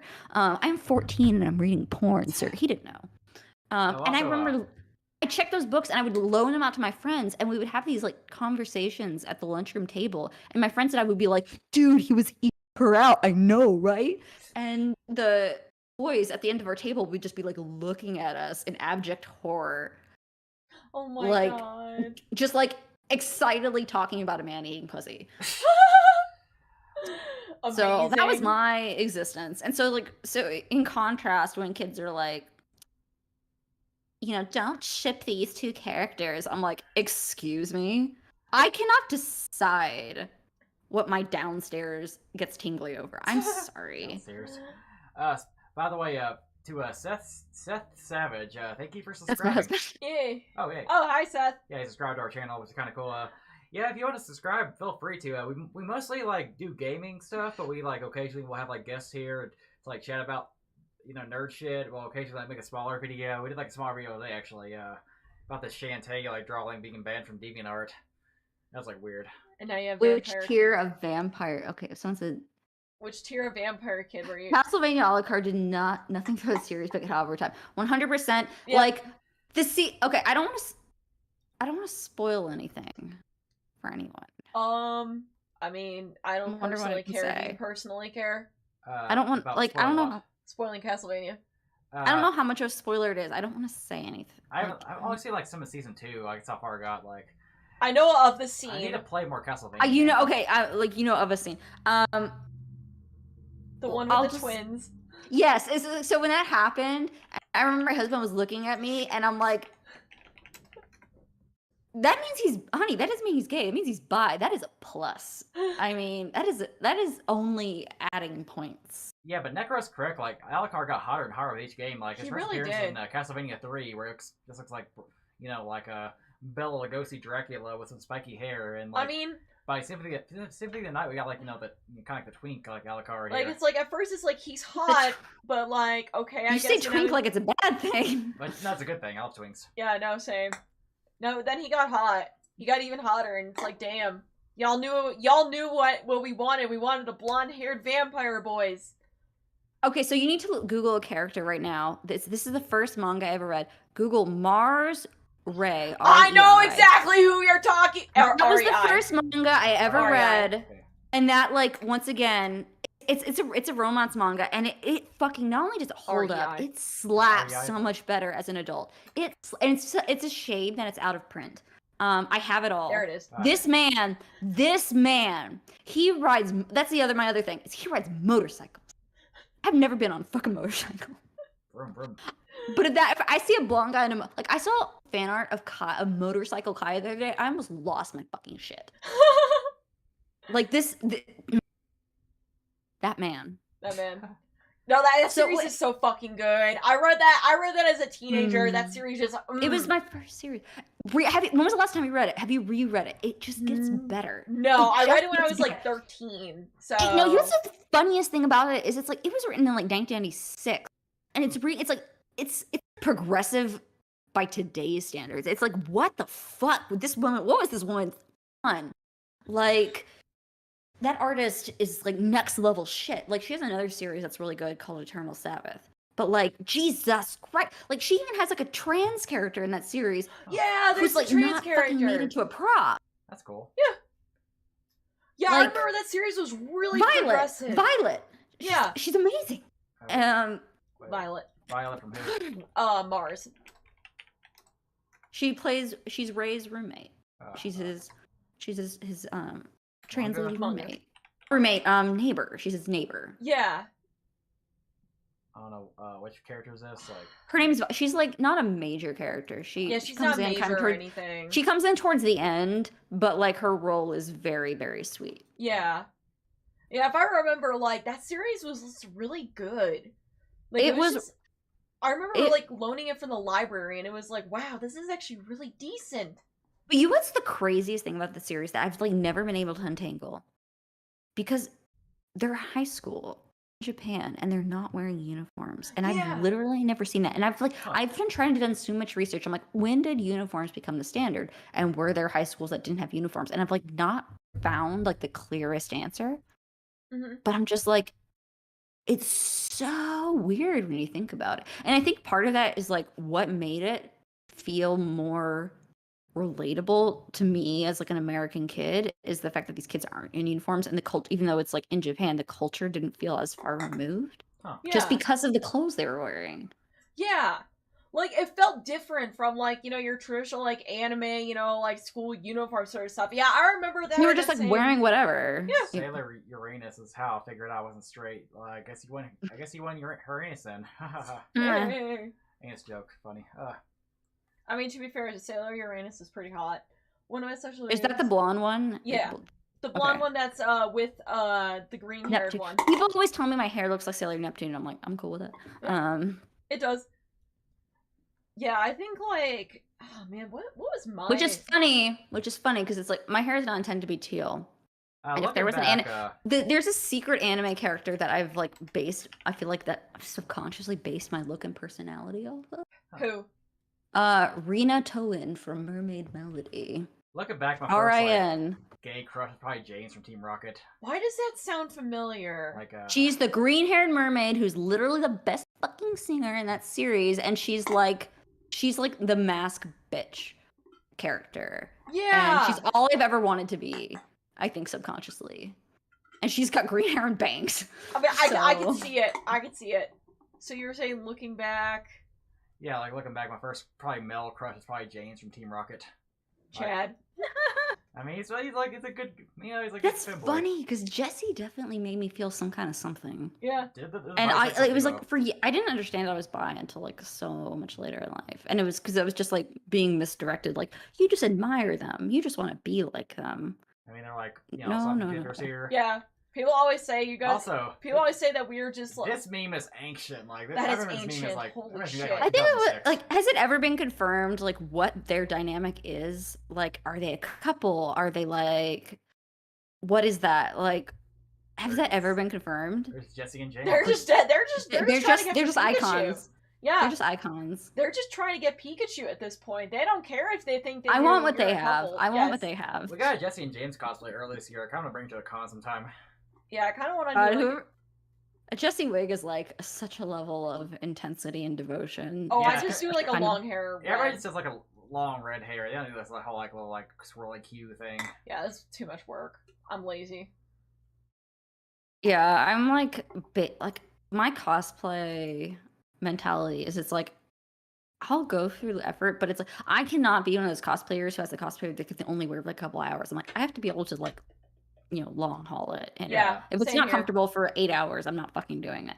And I'm really glad the cosplay I came up with last year from Runfest is like the most comfortable fucking thing in existence because I'm gonna ride this shit until I die because it looks so fucking good. I did like I came up with a fantasy AU toga for my hero. I have a bloody cloak, and it's so fucking comfortable. And my husband, we had previously done. I did the fantasy Uraraka, and he was fantasy Bakugo. It was like a shittier cosplay on his end that I made for him, but I'm gonna remake it this year, make it better, so it could be toga. Speaking of MHA, like went to like an MHA Among Us panel like at IkiCon this year, and like she was like Bakugo's mom. Yeah, I went as Bakumil. Bakugo's mom and Midoriya's mom are like some of my favorite cosplays to see at conventions because it's like low-key the easiest, the best payoff, they're the funniest.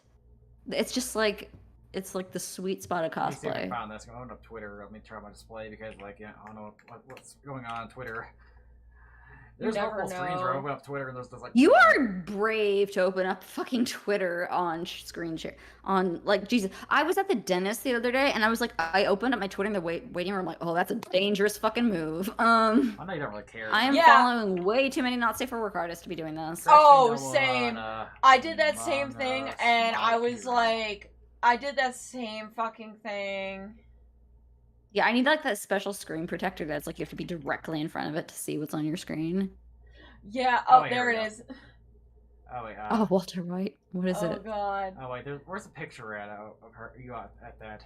Top. Go to top. Top tweets. Top tweets. Top tweets. Okay. Top tweets. It's gotta be a top tweet. Because I know that I got a lot of maybe IkiCon. Try IkiCon. Yeah, you might have to do IkiCon. Yeah, but, like, yeah, we went to that stupid panel, and it was actually better than I expected. I made a friend, so I'm like, cool.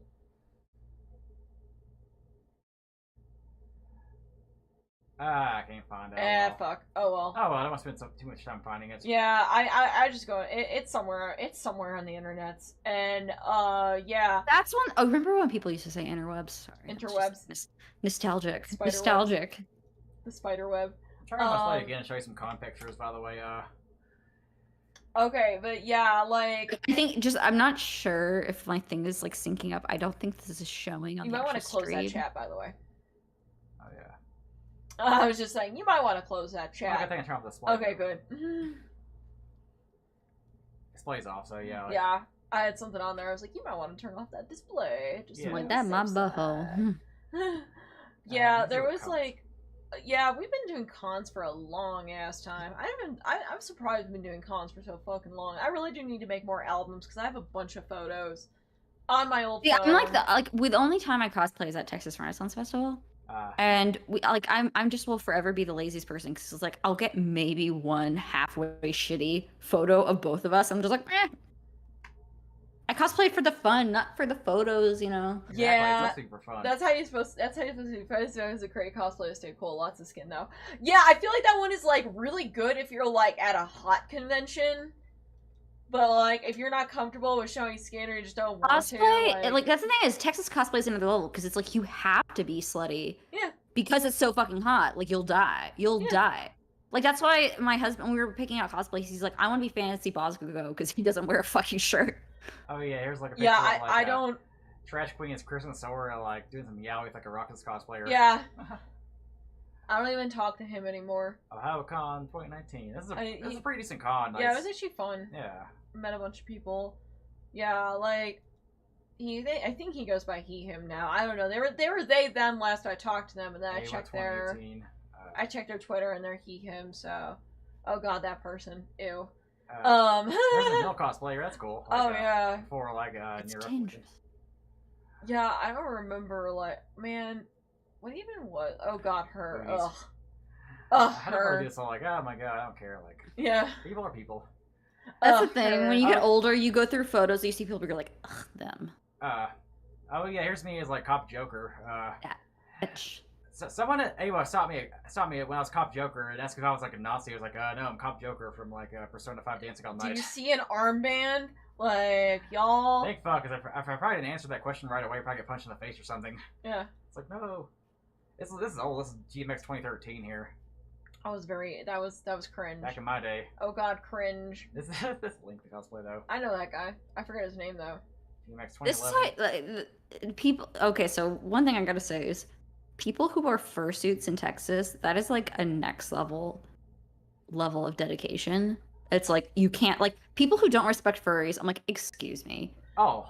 You are far weaker than they are.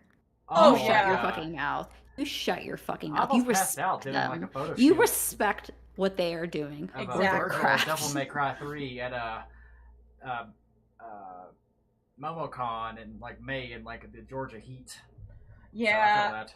No, like TK and I, we got invited to do a photo shoot with Mark Leary Photography, and it was basically my friend paid for the shoot. He just wanted more friends to go and like do the shoot with. He's like, I paid this amount of money. Can you guys come hang out? I was like, sure. I don't give a shit. We start doing it, but it's like 90 degrees in the Texas heat, and he almost not Texas, but Georgia heat, but he passed the fuck out, or almost did. And he's like, I need to get inside now. And I'm like, yeah. Water. So we had to get him inside to go and finish the shoot. But yeah, it's fucking rough. Yeah, like I don't think I've seen anyone take like nice cosplay photos like in Texas. I was in. You're always melting. I was in like Denver during a heat wave. One of the street performers there was like a furry in like a fursuit dancing around. It's like, dude, like, give me some money because like, value your life, please. Like, take care of yourself. It's dangerous out here. Yeah, like, I mean, people that actually put together the full fursuits, like, not, just like, oh, hey, here's my persona. Like, people who, like, put all that shit together, it's like, god damn! The only kind of furries that annoy me are, like, Twitter furries. Yeah, Twitter furries are annoying. Yeah, but besides that, I'm cool furries. I think there's a I'm new to this, but people have been like, oh, there's actually, like, a lot of furries who are anti-shippers, and I'm like, what the fuck? Yeah, anti-furries.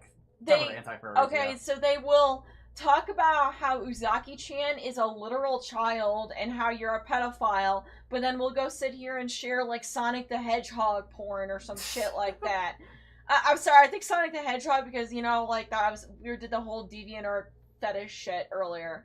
Like it's It's so. just like, I always thought of furries as being like the accepting people. Yeah. And so like there was like back when this like the what are we gonna call it? The anti-shipper D-Day for me, which was May 11th.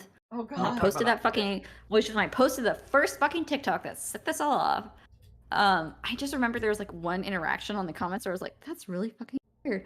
Where someone was like talking shit, and then someone responded to them. It's like, that's real fucking bold of you saying that as a fucking furry. And I was like, what is happening here?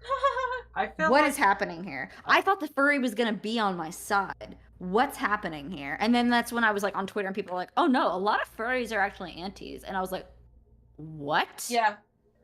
I feel like some furries are trying to like overcorrect or like maybe. I think that's what it make is. That's the only thing I like- could. That's all. I was like, what is that? Like an overcorrection? Like they see the way society. It's like the way that like some gay people try to like push down their gayness and think like, oh, if we act like one of the quote the good ones, the Republicans will accept us. It's like they will never let you sit at their table. Right. Why are you fucking trying to get their acceptance? Exactly. And so that's like the only thing I can think of seeing it as is like these people like seeing the way people shit on furries and like, well, maybe if I let them, if I show them all the shit I'm shitting on, they will accept me. It's like if they know you're a furry, they're gonna shit on you forever. They're never gonna fucking stop accept trying. you. Stop trying. Yeah, and to answer a couple of the people in the chat, Great Riek, which Marleyan soldier from Attack on Titan are you thinking? For Naruto cosplay, I need thigh highs for my thick thighs. I believe it's Sock Dreams that has the really high thigh highs and high socks for thick thighs, because buddy of mine, they did a shoot with me before we left town, and I think they got them from Sock Dreams. Now they're kind of bigger, and they had thigh highs that stayed up on their thighs. Sock Dreams is where you want that. That's where you want to get those thigh highs. And gay Kimi 30s are always so sour, right? I don't understand these furries that, think that they're, better than everybody else, when in reality, bro, you're a fucking furry. You fucking, bat it off to, that sort of stuff. You're not any better than anybody. I don't assume that furries are like into that stuff sexually. I just don't make the assumption because I think a lot of them are just like into it from a character. I consider myself like furry friendly. I'll simp for Lego Sheet. Would I actually have sex with an anthropomorphic character? No. Do I think those characters look cool? Yeah, but it's like it's like just I just don't make that assumption that any of it it is sexual for any of them. It depends. I just don't feel like that's I don't think that's a fair baseline assumption to make. That's true. But it is at the same time, it's listen, I'm sure you've faced judgment. Exactly. And the fact that you're not showing that same level of empathy to another person who's getting shit on, I feel like that's what concerns me more. That's what bothers me. Is I'm sorry, you are a furry. You got shat on for years. Well, the Twitter term that people enlighten me to is the term conservaqueer, which I was like, that was the biggest weird thing. I'm to being hated on by the LGBT community. Yes, they're minors, so detract points. But it's back when in our age, it's you were used to being okay, you're one of us. We don't eat our own. Yeah. And nowadays, it's bets are fucking off. We are eating our young. Yeah, pretty much. Fuck you. And it's because there's a certain level of baseline acceptance online, at least. Yeah. That they don't feel like they have that need for solidarity that we used to. And it's good in a way because it's yes, we're gaining acceptance. We don't need to fall back into these clan mentality. Exactly. But at the same time, it's sad in that we're losing that level of just baseline being hey, I may not agree with what you agree with, but I'll back you up. Yeah, exactly. I like the term conservaqueer because there are people who just make fucking Jack Thompson heavy metals causes suicide, D&D satanic, Harry Potter satanic, GTA will cause violence, arguments about fandoms, while being I don't know who that is, but What now? Jack Thompson is a conservative from the. He's like a lawyer who said like GTA would cause violence. Yeah. Oh, that's bullshit. And like I only kind of said that they furry, they probably bad enough to all that is because a lot of people that will be very anti not safe for work, at least on my Twitter, end up being furries and are into not safe for work furry stuff. So it's like they don't respect people if they like one thing, but they expect other people to go and respect their thing. So it's kind of like just be chill with each other. I'm not a furry, but I mean I made the joke of wanting to fuck Crystal the Fox in my last video. From Star Fox? Yeah. Oh yeah, that shit. Yeah. Fuck that shit. Yeah, no, she's hot as fuck. She's hot oh as my fuck. god. Like I jokingly say, oh yeah, I would definitely fuck Rouge the Bat, but like it's like not. Sorry. It's not always really my thing, but like at the same time, Rouge the Bat is Miss Bianca's slightly sluttier cousin. Yes. Like I'm not lying. Facts. I did the same, especially no, I say fucking.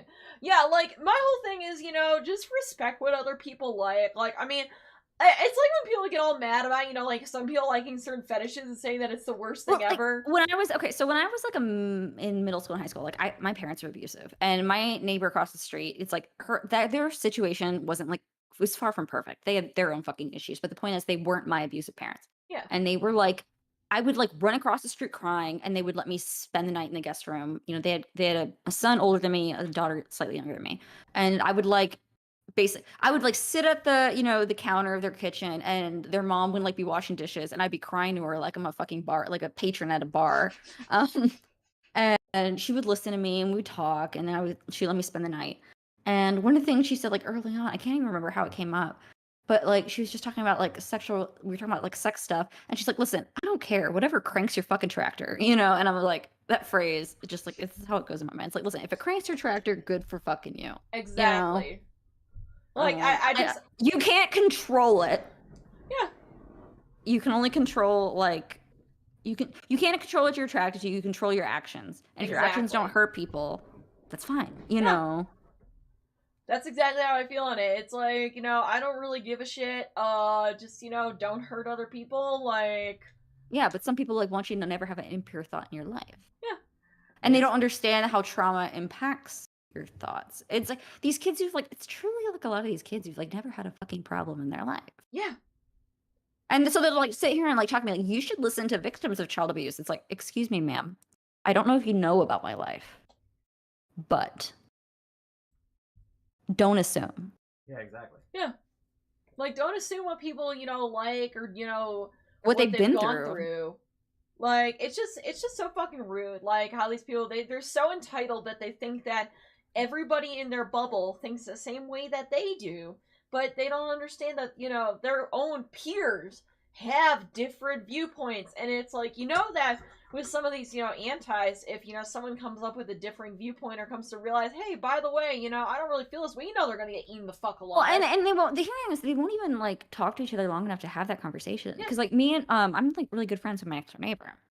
And we, like, sometimes we'll just, like, day drink together with lunch. And, one of the times we were talking about, like, kink shit, and I was saying, like, I had this really funny realization when I was at the dentist, and I was like, praise kinks. I'm like, every time my husband says to me, like, good girl, I'm like, you shut your fucking mouth. Don't you fucking patronize me, you piece of shit. It just sets me off.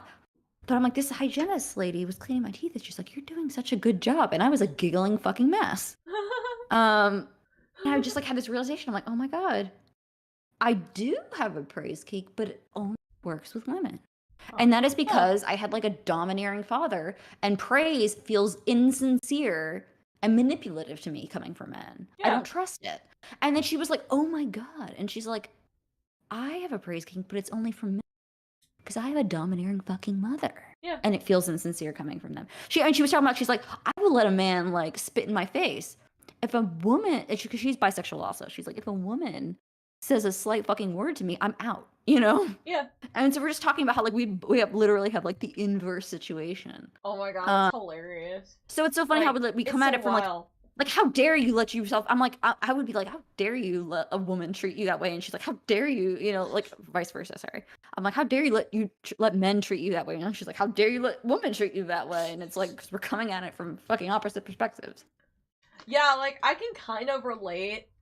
I don't know. I'm very much like a motherly sort of person to people that I want to be motherly to. I do. I'm very much motherly to Trash King when I need to be. But then like I'll have people be like come at me and be like, hey, you have to go and be motherly, and I'm like, no, go the fuck away.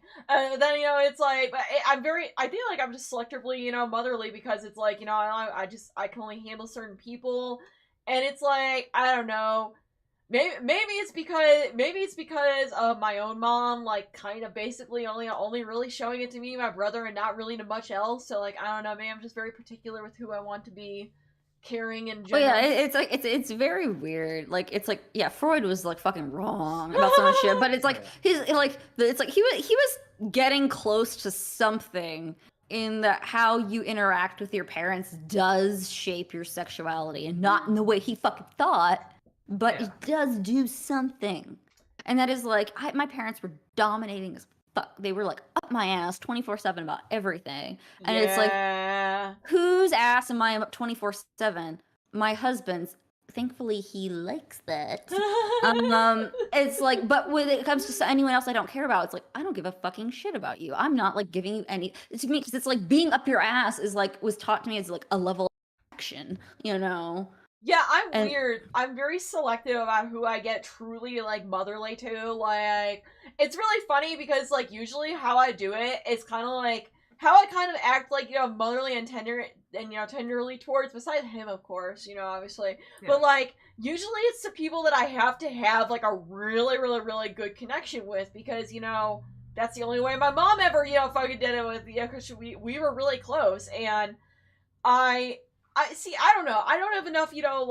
I don't know. I don't hang out with enough women to go and be like, yeah, I like it when they praise me, or I just get nervous around women. I just like they talk to me and I'm just like, well, I definitely get nervous, especially when they're like, I don't know what it is. If it's a woman who actually has like a really feminine voice, I lose my fucking shit. I turn into like a pile of mush, because I'm like, back when we were playing this game Terra Online for years, we were like in this guild, and we were like, it was like me and my friend Kate, and she's got like a more girly voice than I do, but it's still, I feel like, a slightly lower register than like average. And there's this girl who joined our guild. Her like screen name was Vesper, and she had like the voice of a fucking angel. And whenever she joined the guild, like everyone would like go silent and just like turn to jello in her hands. She was like super sweet, and like when she would leave the voice chat, everyone would be like talking about like, she sounds like an angel. And then I'm like, why don't y'all ever talk about me like that? And he's like, you sound like you've been smoking since you were 12. And I'm like, I've never smoked in my life. And they're like, well, that's sad for you. We all simp over both genders here, and sometimes in between. Yeah, people like could be attracted to fictional characters, but could be attracted to like nobody in real life. That's good point, Solar Boy, Aaron. Like that's how I kind of feel with Bara in particular. Bara art, Bara dojins. I could go and get behind that. Like, I like how JoJo's Bizarre Adventure characters look. But do you not like buff guys in real life? I do not like buff guys in real life. No, whatsoever. Like, I just see them. I see them as like, oh, you're just another dude at the gym. See, like, I actually like mine goes both ways. It's like I like twinks in art and I like twinks in real life, and I think what it is having a dominant for. I see muscle in my mom. Like I'm not a large person. I know. I'm like, I see a large man, I'm like, that's a fucking threat. You stay away from me. I like at least want the delusion that I have a fucking chance. Yeah, like I don't know, maybe it's because I've physically had to go and stand up to my dad before. Well, I did too. My dad, thankfully my dad wasn't a big guy. But he would have destroyed me. So it's just like, I'm like, listen, I like him. I like them dainty. Which is funny because then I have my husband who is trying to be Mr. Universe, but he's my husband and I trust him, I love him, so it's fine. But if I see any other like buff guy, I'm like, you stay away from me. You don't want that. It's really funny because buff women Well, not even buff women. I More like trust buff women. aggressive women. I trust buff women. Aggressive women that are not buff, I will immediately go and get, like, kind of very snappy with them, and I will butt heads with them. Probably because of my stepmom, because I turn into submissive baby around buff. You know who like another early sign that was like far too late in life. You know who like awakened something in me? That would be Velasquez from Aliens. Ooh. She's like, all I need to know is where they are. And I was just like, kill me. You know, lady. Shoot me. Shoot me up. the Hispanic woman. Oh, yeah. Yes, with the bandana. She, like, awakened something in me. See, I was more of, like, a Ripley person. And I misunderstood it at that age. I was like, I want to be her. She's a badass. I want to be... every time I saw these women, I was like, that's what I want to be. I want to be like these women who could defend themselves. I want to be this strong woman that people like respect. Like that's what I'm like. No, you want to fuck her. Like my whole thing is maybe a little both. I like buff women that are not like in your face. Like they're aggressive, but not like rude towards you. I like men who look like women, and I like women who look like men. Yes, same. Bisexual, like. Same. Like it's like Gender rebels. That type where it's like they're muscular and they know what the fuck they want. But they're also like sweet and like chill. Oh, I don't want and her stuff. to be. I don't need her to be sweet. I don't need her to be sweet. I like sweetness. I like sweet. I like sweetness, but she don't have to be. I see Noe from Dorohedoro. Noe from Dorohedoro. She's like 6 Is that the white-haired chick? Yeah, she's like fucking like 7 feet tall. People who know me like send me gifts of like, you to watch this anime. This woman is made for you, and I'm like, I'll get there. Yeah, no. She like that. It's like that is like the ideal. Because like that's why I like Venti from Genshin. Yeah. Yep. Yeah. Oh yeah, no. And then it's like twins. It's like I see now. My whole thing is like anime men with long fucking hair. And well, see, and I feel like this is also why it took me so long to realize I was bisexual, because there's mostly in anime. And the masculine woman is a fucking unicorn. Yeah. In anime, there's like 1 in a fucking million. You never see them. Like the closest thing I can think of before I saw this character was like Utena, and she's like not that. She's just like, it's like in personality only. Yeah, Brick House women that are strong but gentle as hot as fuck. Like, see, I don't want people that are like my stepmom who's a fucking bitch. I want people that are like, oh yeah, you're chill. I'll go and help you out and take care of you and I'll protect you and I'll be strong. I like that. Like I just Beto from Genshin Impact. Beto. Oh yeah, Beto for sure. Like, also, see, yeah, no. Any strong woman, but like you know that they're not like. See, Lady Eboshi. Lady Eboshi. That was another one. Lady Eboshi. And I'd say for guys, she's a business lady too. She gets extra points. Jade Curtis. There's Jade Curtis, and it there. Okay. Also, I'm gonna hot take it here. You know who I fucking liked? What? Abby. I actually liked some parts of Abby from The Last of Us 2. There were some parts of her where it was like, I can get behind that. Okay, so I didn't play that game. I just watched some streams, and I already know who you're talking about because my brain was like, I like her. Like, she was treated like shit. But, like, there's certain aspects of her with Lev in particular where she actually is like, I'm gonna go protect Lev. Like, if it was literally her and Lev, none of that other bullshit, all that other crap, it would have actually not been bad. Someone said Ningguang. Oh yeah, Ningguang. She's like the one. Like, there's very rarely like a feminine woman that like gets me. It's like she has to be like a power bitch, and like Daenerys Targaryen. I don't know. I'm not power bitch. Biggest fan of her. Like, Ozen. I just like the I'm strong. I do what I want. Not just Ozen. Liza. Tiny but powerful. Yes. Like, I like that. See, my type for, like, IRL woman... See, it's weird, because with IRL woman, I usually go for, like, the softer types, but it's, like, video game woman, it's, like, please give me, like, people that look like me. That's what I want. I'm attracted to fucking video game women who look like me. And, you know... I can understand that. Because, like, this is going to be 100% like an over... I liked early season Daenerys. Yes. Because she was like that shape. I'm not saying I look like that. It's closer than other, like, you know, traditionally, like, just like the short, the smush. Yeah. the mochi body. I'm like, that's what I got going. Oh. But Yes. and it's like L tone there, and we're in. You know, it's like the thing is, it's like I think what it is, it's like in my heart, I'm like, if someone breaks into our house, I need a shred of hope that someone's going to defend us because I know it ain't going to be me. I mean, my whole thing is, I am he asked for no pickles the person. I will literally go and get into people's fucking faces. So that's probably why I don't like women who get into my face, because I will immediately go and get back into their faces. That's why my face don't scare me though. no, Like, they don't because like. I will go fight them back, and then they go and get I think scared of that's me. I think that's why I'm okay with it, because I feel like an equal, and so it doesn't like. Whereas like a man screams in my face, even though I get mad, it's still scary. I just don't like it when people like. My whole thing is with girls, if they are like, I don't know, if they remind me too much of my stepmom, where they try to go and get in my face, I will go and immediately go get that in their face. But it's like, I do that to everybody. I do that to everybody. It's like I can't help it.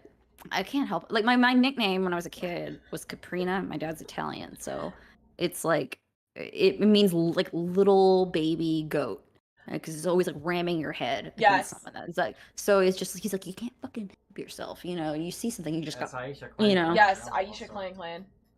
Like, I just like the strong, powerful woman, but like, it doesn't come off as like, I don't know. It's like if I see you as like hey, you're being a fucking dick, I'm just going. The thing is that I just give out that vibe. I Where like it's like if you're they, mean, I'll if they be can be mean as back. much of a dick as they want, they have to have a heart.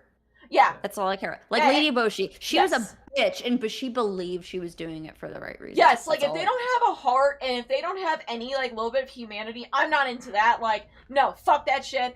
I just like strong women who are like, I'm gonna go be strong. I also kind of like the protector sort of thing. I think I just have a thing for protecting, because I am he asked for no pickles. I have like a cliche streak where I'm just like just an angry woman. That's fine. Like I feel like I had lived so much of my life being told like being as an angry woman, it's just like that's not okay. And I'm like, No.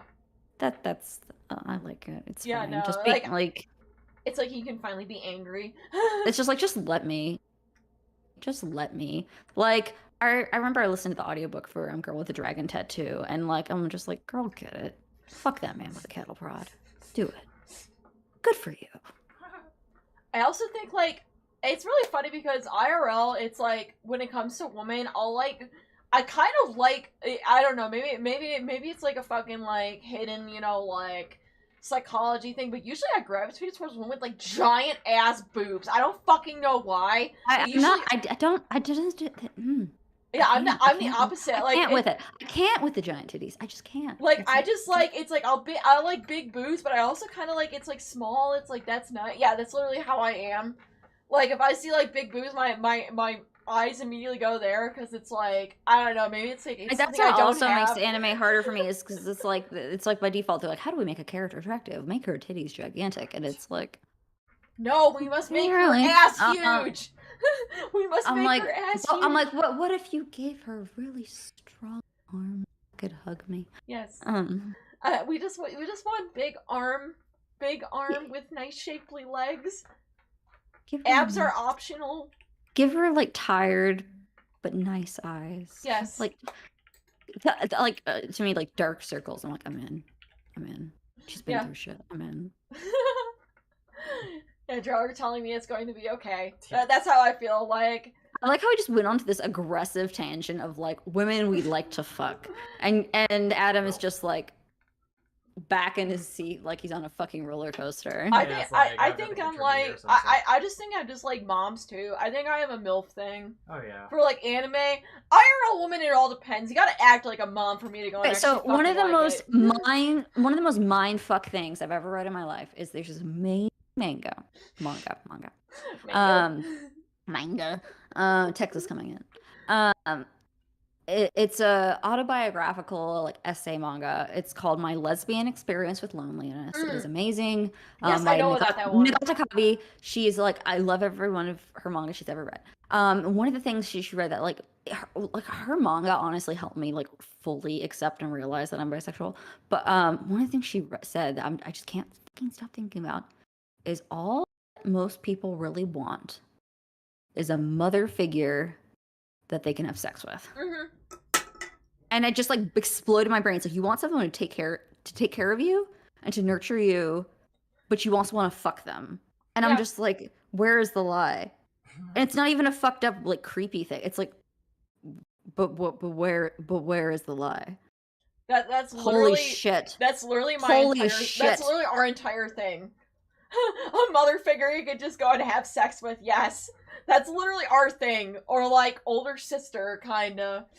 Yeah, we have a friend. Well, yeah, and it's like, yeah, like, and my thing is like, yeah, I want that, but at the same time, I'm so fucking wound up from my entire childhood that I can't actually let go of control. I have to have the control. Yeah. So like, I'm happy to be the mother figure. Yeah. That can fuck. That's exactly because, what I like. Because having the control is what makes me feel safe. Yeah. I'm pretty much the same way, where I like to be in control because it makes me feel good. Yeah, that's kind of because you were denied it. Yeah, because like, you know, as a kid, it was like, you know, I had strict parents, and my husband's my dad married somebody who is very, very, very strict with me, and that's why it's like if I get any of those types in my life, I immediately will go and fight them like a freaking little guard dog. I don't like those types, and yeah, it's partially why it's like, I don't know, I just like being motherly, but like, when it comes to anime mom, it's more of like what I want to be rather than like, that's what I want from a fucking woman. Yeah, I find out most like, as a bisexual woman, that's like it's like a very fucking weird dynamic to like deal with, because it's like you're constantly wrestling with like, is this what I want to be, or is this what I want, or sometimes it's both. Yeah, and usually... it's like, it's hard to like separate them. It's like they're so fucking entangled.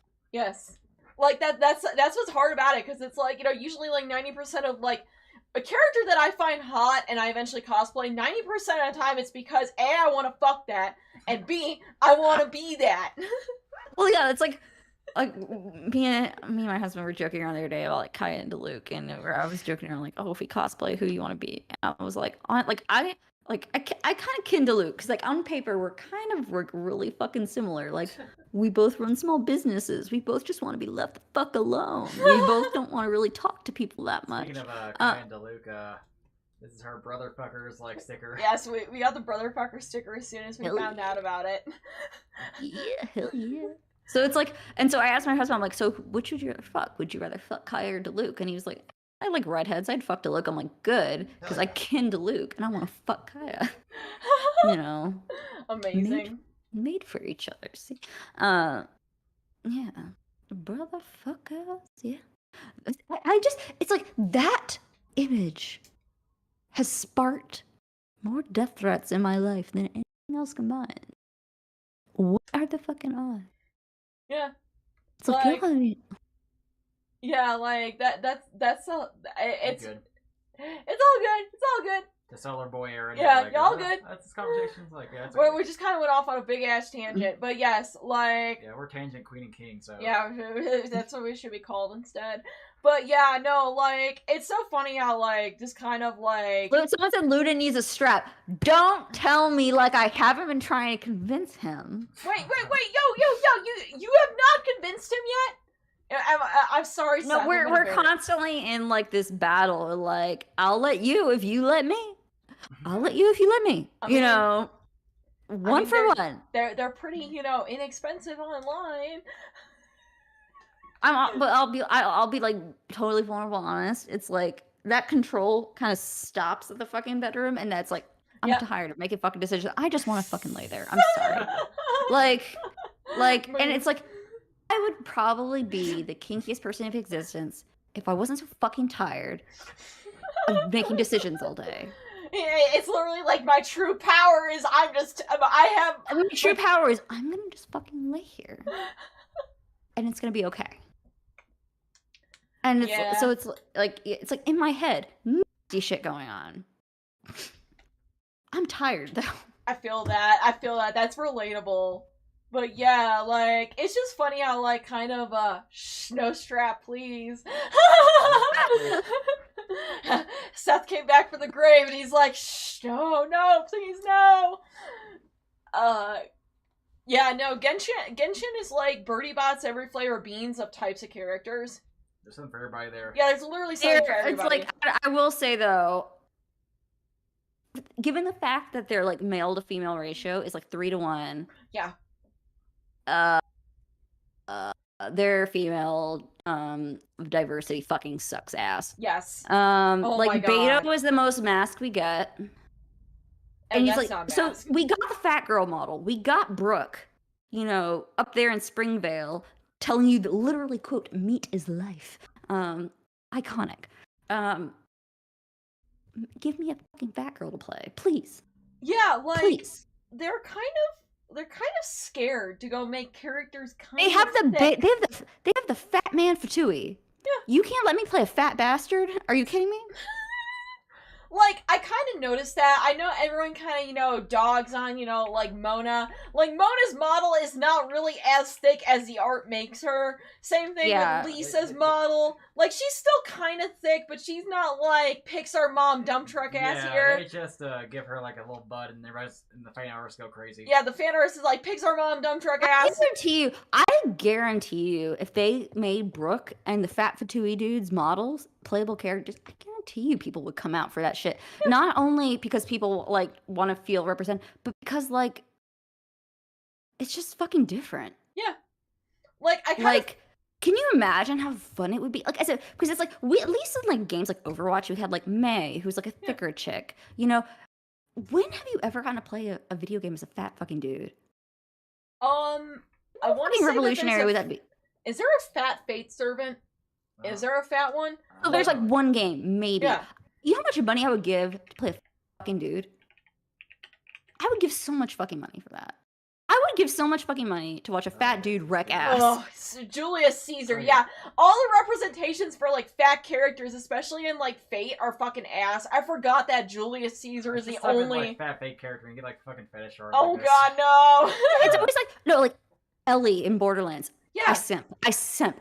Fucking Ellie is like Ellie's entertaining best as fucking fuck. character. She's like the best fucking character. She's so fucking good. And like her attitude is just the best. You know, like she's like, oh, those guys, they like skinny chicks because they's pussies, you know? And I'm like, yes. I remember her Here being for it. fucking Give it. hilarious. Like I liked her know? a lot. I feel like if Genshin wanted to go and take a little more risk and maybe They're give not us a going to. little more They're titty, not but they going ain't to. gonna do it. They're an Asian, like it's an Asian company. Yep.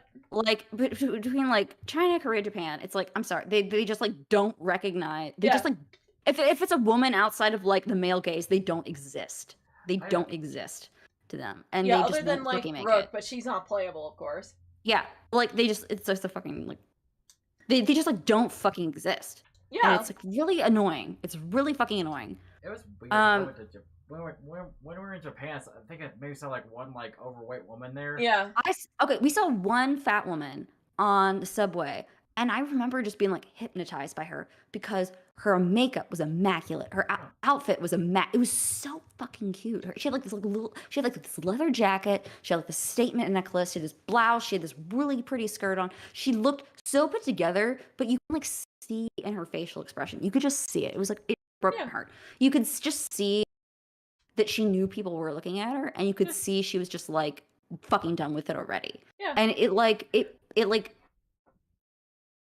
it made me so fucking sad that she looked so fucking good and lives in a country where they will never appreciate it. Like if she was in the United States, like people would be like, she'd be like a fucking Instagram model, you know? Yeah. And it just like, I don't know. Like it's like there's great things about Japan, there's shitty things about Japan, and that was one of the shitty things. And but like it was cool, and like she was dressed so well, but it was like sad at the same time because you know she probably felt like she had to dress she had so nice to like pass as being quote acceptable, and that like just like thinking about that made me, I'm just like, God, it must be fucking exhausting. Like every day must be fucking exhausting. Oh, TikTok. Speaking of TikTok being echo chambers, like I saw like sometimes I'll see like screenshots of TikToks. I don't really use myself, but like I'll see like a stupid comment on TikTok get like thousands and thousands and thousands of likes. Oh my God. To be fair though, like I saw like a TikTok thing where it's like one influencer was like saying she was like she cleaned her teeth by using like Mr. Clean Magic Eraser. I saw that and I like recoiled in horror. What? I'm like, what are you doing? That is abrasive. Do not do that. Oh my gosh. Yeah, speaking of TikTok, TikTok is pain. Like I don't use it at all. I'm just like scared to use it. I mean, it's funny, but it's like fucking. I'm assuming it's just like what it's like for smoking. Like it feels good, bad for you. Yeah, I'm like, man, That's weird. I can only handle Twitter's toxicity so much. I don't think I can handle TikTok's toxicity. Like, cause I Honestly, just see, I used to hate Twitter until I went private, and now it's like I can show you the world. it's like I can It's like finally, I can breathe.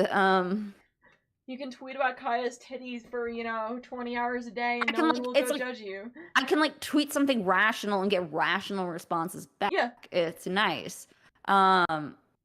I think it's really funny though that one person like made a fake pro ship account. I accepted them, and then they like quote like were posting like exposing me on TikTok. Oh, They no. made like one video, it got taken down, and they've like not tried anything since.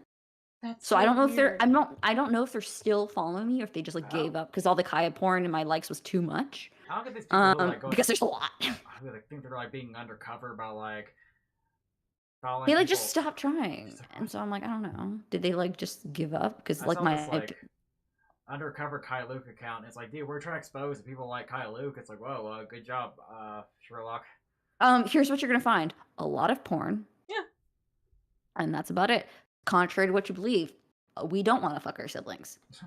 We want those two to fuck. That's it. Yeah, like, oh my god, the whole Kai Luke being brothers thing. That thing's a cult. That is yeah. I'm like, y'all. Did y'all you are see? like Did you see what I Scientology levels tweeted? of Like, did you insane. see what I tweeted just before we went live? Someone responded to a TikTok comment where I was someone said like, isn't it like in the original Chinese they're not even actually brothers? They're like quote sworn brothers, which is like a trope Chinese that's thing. like homoerotic. And I said, and then I responded, yes, like, but the anti-shippers are like xenophobic and they won't listen to that. Someone, I shit you not, responded, yeah, but DeLuca is white. He doesn't observe Chinese culture. And I was What? like, please tell me this is satire. Please. That's Because if Post-law it's right not, there. I swear to fucking God. Oh my god! I swear to fucking God. Oh my god! No! Oh my Really? god, these people, they are insane. Like, my whole thing is the whole sworn brother thing has been around since Romance of the Three Kingdoms. Like, that's like a thing that's in those games. It was like even like we have like the idea of blood brothers, brothers in arms. It's like a fucking thing. And we have the quote, and they were roommates. Wink. You know, Yeah. like it's just like you say shit and we know what you mean. It's like I've literally seen like I saw this Russian cosplayer, like poor dude, like he's not even like I can't know. I don't know how to pronounce it though. Osyva. something like that. Yeah, like he got shit on big. He got shit on big, but he's like, of course he's based, so he's like, yeah. That one video he made afterward, he's like, two sworn brothers, not gay. And they were like about to make out. Yeah, no, he like OSYVAN art, OSIV1 art, or something like that. Like, it's like, dude, a real one. He is literally like too fucking gay for y'all's bullshit. He just wants to like, Well, and the bullshit is they're trying to dox him. He lives in Russia. Yeah, he lives in Russia. That's an actual threat to his fucking life. And these kids think they're.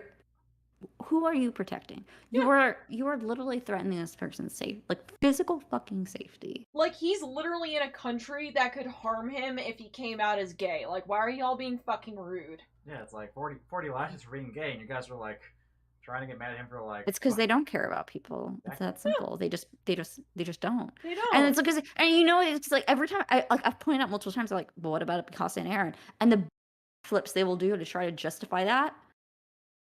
But still say, I'm like, so it literally sounds like you're just being homophobic. That's all like it comes down to. I'm like, I can't be homophobic. I'm gay. And it's like, yes, you can.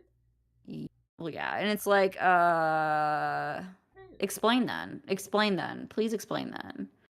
Yeah. Because like, I just don't know what to tell you. It's like, they're immune to facts. They just like plug up their ears and da da da da da da. Yeah, that's this weird anti-cult where they are literally like scared of facts and logic. I hate to go say facts and logic because it feels like a Sounds like Trump shit. It sounds like a Ben Ben Shapiro. Shapiro thing, but like literally facts and logic. Like they're so scared of it. I don't mean to Ben Shapiro this like stream here, but That's what, you know what I hate most about anti-shippers? It's like, I know I'm not conservative, but y'all, the fact that I'm having to argue with you, you make me feel conservative, even though y'all are the ones who are acting like neoliberal fascists right now.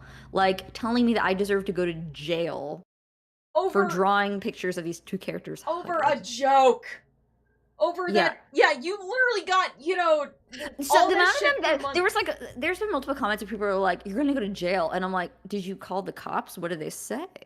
What did they say? Tell me. Tell me what you told them and tell me what they said." I like how people think that these like fucking dinosaurs in Congress are gonna like care who ships who. Like they don't know what shipping is. Yeah. Like, I'm sorry, the FBI, the calls and all that, they don't, care about shipping of two grown-ass adults. Like, they're worried about, the IRL, like, child kidnapping is an Amber Alerts that I get on my fucking phone every day. I don't know what's going on. I don't know I was what's going listening on to in an episode Colorado, of This but... American Life where they were talking about like this bill they passed, the bill that basically like killed Backpage and how it actually like it was the whole purpose of it was like to combat human trafficking, specifically of children, and how it actually probably hurt their cause more than anything because it forced them into offline where they're harder to track and catch and into more dangerous situations. Yeah, but they pushed it all to the dark web, so now it's much harder to go find it. Yeah, and they're being and like unlike on Backpage where they can at least like quote vet clients. You know, it's like they're going into like there was a sex worker who explained. She's like, I go into every encounter blind now. She's like, I don't know who if the person I'm meeting with is like gonna beat the shit out of me, or if they're just gonna like do what the normal shit they want to do and leave. I don't fucking know. What are you saying, babe? So it's like it's just sure. Tell me they're gonna care about me drawing two quote brothers who are not biologically related, fully clothed and hugging. Tell me I'm gonna go to jail for that. Didn't that bill kill like the casual encounters on Craigslist? Yeah, it did. That sucks. So that shit was like always funny to read. Yeah, that was. I miss reading those. Those were pretty great. Those were so memey. Like, man, like Backpage like had so much memey shit on it. Honestly, it's so funny talking about this too, is because it's like I tweeted about this before. Is like I had this roommate in college, like who was like she like turned 18 and she went fucking wild. She was like classic example of like super conservative family. Her father was like a minister. And she like wore a purity ring and she like went buck wild the moment she turned 18. Like she did a gangbang with like 8 guys before college. She was into like hardcore into BDSM. She's all over FetLife and stuff, and she was like really open with this, and so like, of course, my other roommate and her were like curious and would ask questions, and she'd show us shit, and we'd be like, oh, not into that, but I got questions, and she would always answer, and like sometimes she'd be like, I'm trying to find a new dom. Which of these guys do you think looks nice? And I'm like, well, that one's a lawyer. That seems promising. That guy works at the mall. I don't think that's a great pick. He's talking about TikTok. Oh, yeah, the watermelon videos. I just like scrolling TikTok right now, seeing like the videos. Some of them are pretty funny. Yeah, some of them are actually like kind of funny. They did go and give me a little chuckle. Zoomer Karens. I spell them K-A-R-Y-N. Cheese, the cheese one. The cheese. Oh, by the way, Land of Mega Man from Battle Network. I need to beat the first game still. Yeah, dude, you're like the only like TikTok person I know. Well, no, I know a few cosplayers that use it. Like, I know you use it, but I know a couple of cosplayers. I don't know. I never got into TikTok because I don't feel like I'm creative to go make this type of shit. Yeah, so I guess if you see videos and you like, oh, I gotta. That's funny. You fucking make one. So it's like by being on it, you like become creative because you get funny ideas because of it. I don't know. I had a friend be like, you could go make workout videos and do that. I'm like, I'm too fucking lazy for that. I'm too in my zone. I've been watching this watermelon crack so many times, and it's just hypnotizing. Yeah, no, there's something about that watermelon that keeps cracking. Oh no, I go to that. Blessing, blessing. Wait, so McDonald's is really lying to you, or is that a load of bullshit? I don't believe it because usually I don't believe like so many of the ones. Yeah, this sounds like you would the new thing, like not new, but you would think it drives me crazy on TikTok where it's like it's not an ad, but there's no way this company isn't paying this person under the table because this is a fucking ad. Oh god.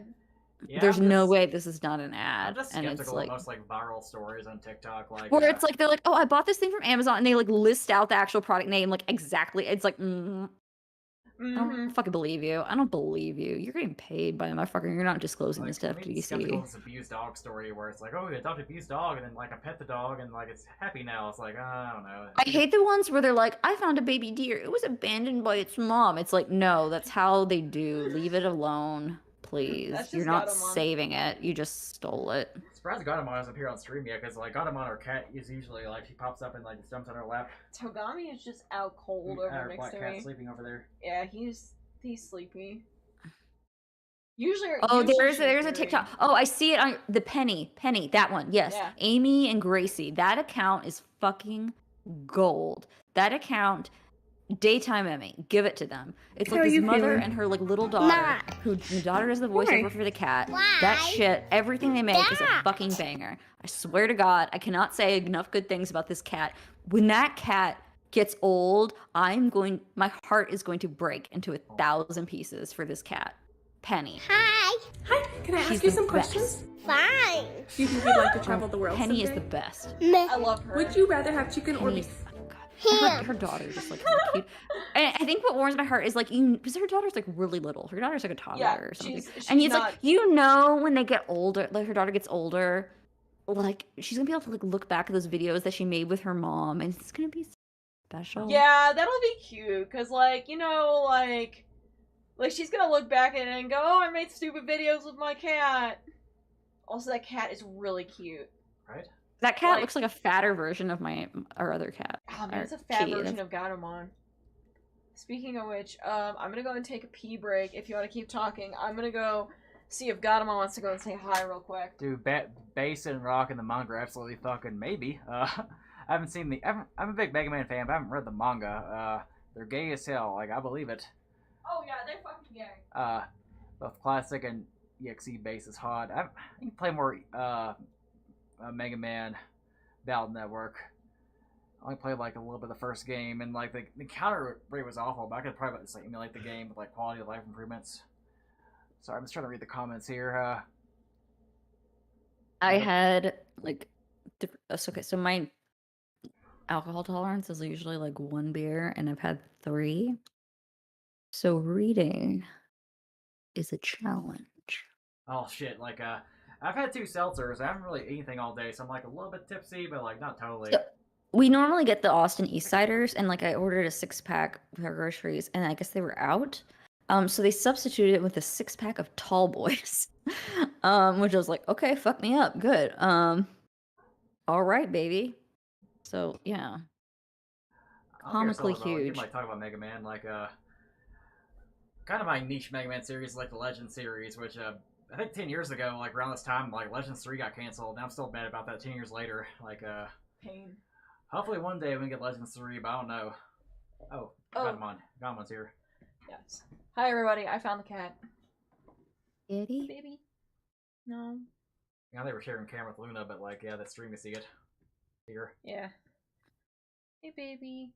Hey, I have YouTube open in another window. Oh yeah, so you'll see in a bit. Yeah.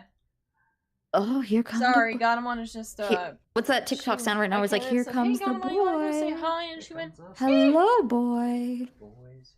Welcome. So, any other stories you want to talk about? Oh like, God. Any your stories? Anything interesting? Like. Pardon?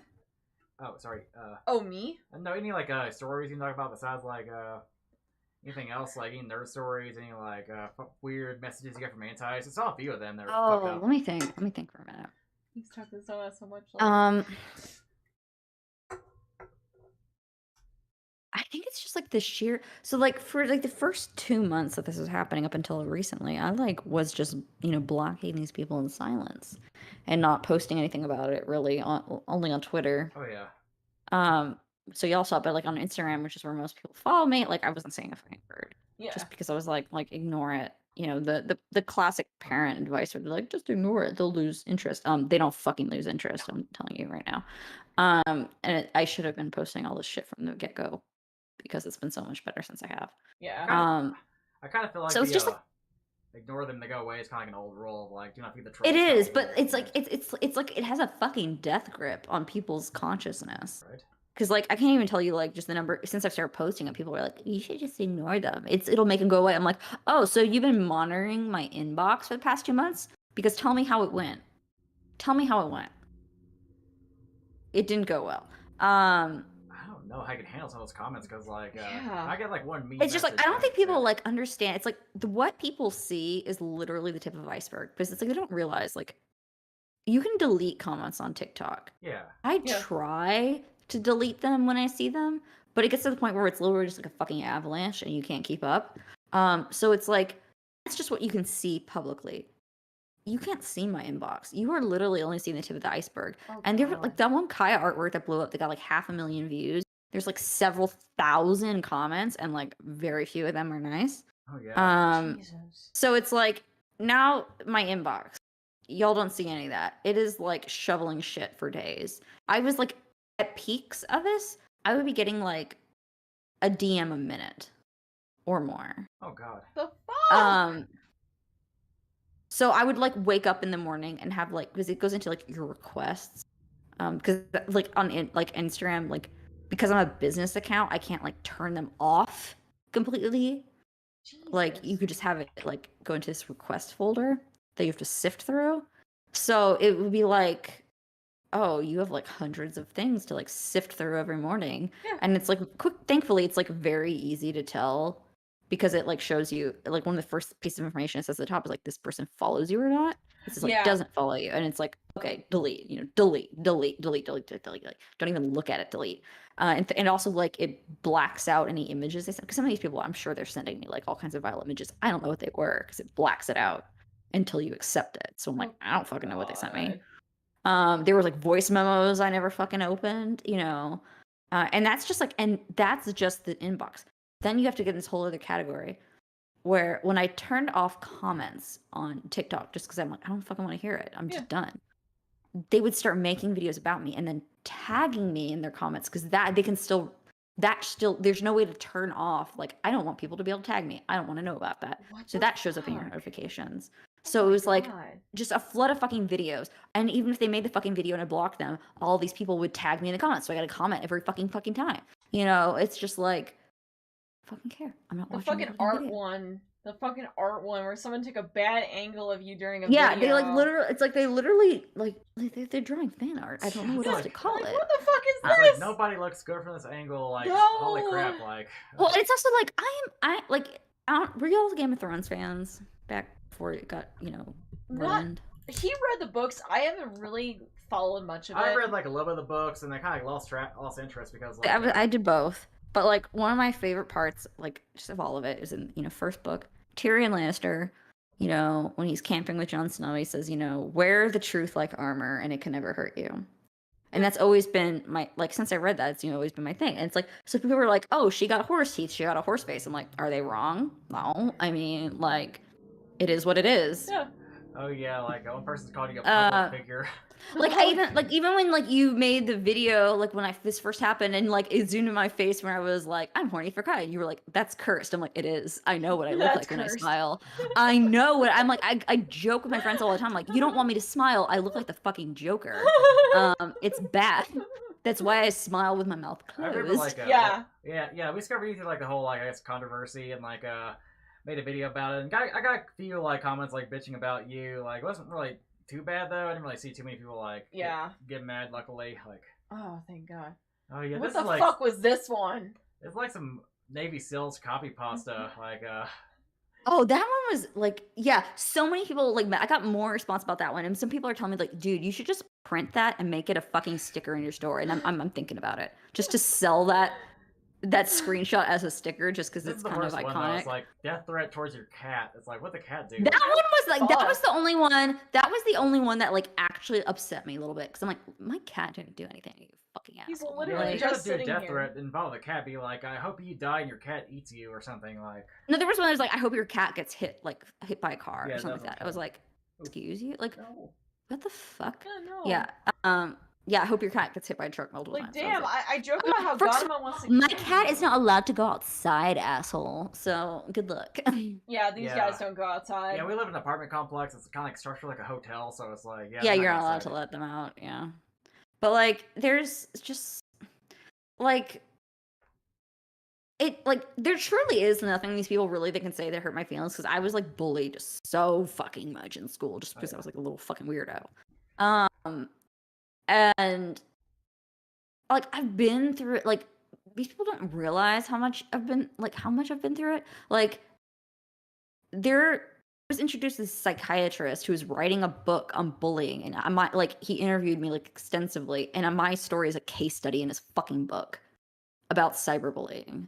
Dang. Like that was that bad. So it's like, Jesus. child, you cannot say shit Yeah. to me. Like I'm done. Like my body is like a fucking warthog. You cannot penetrate this. Like you call me ugly. You don't like my flesh vessel? Good. It's temporary. You know, I'll Like, be dead. Soon. It won't matter. it's like you guys are literally got nothing better to do than to pick fights with somebody who is, old enough to not give a shit. Some of the funniest shit to me is there's so many of them are like fixated on the fact that I'm married. Like they're like how is she married? What am I doing wrong if she's married? How is she married? I bet he's ugly. And it's just all these like this is just like they just can't.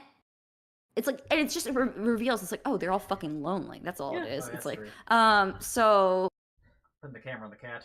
Yeah. Kitty. So Gami's just like, please, I am just trying to live a quiet life. It's like, I do not want to press play. It's a little food talk. But he's a donut. Yeah, he's But- weird. But like, so they're so fixated on the fact that they're a husband. So it's like, and they work kind of like a hive mind, and it's like one person brings it up, and it's like they'll all fix on it for a few days, So weird. and then they'll move on. Then they'll like find a new insult, and they'll all like repeat. It's like they're like a TikTok parrot. Like these TikTok parrot. There's this one TikTok parrot. It's like thing is he goes like, "What doing? What doing?" What? And it's like one of them says it, and all of a sudden they're all screaming like, "What doing? What doing?" Like the seagulls from Finding Nemo. They just Oh my they. God. My. And it's so it makes it really easy to block it out because they're like a fucking like you can add filter words on TikTok, and if those words appear in comments, it like doesn't automatically post them. You have to approve them.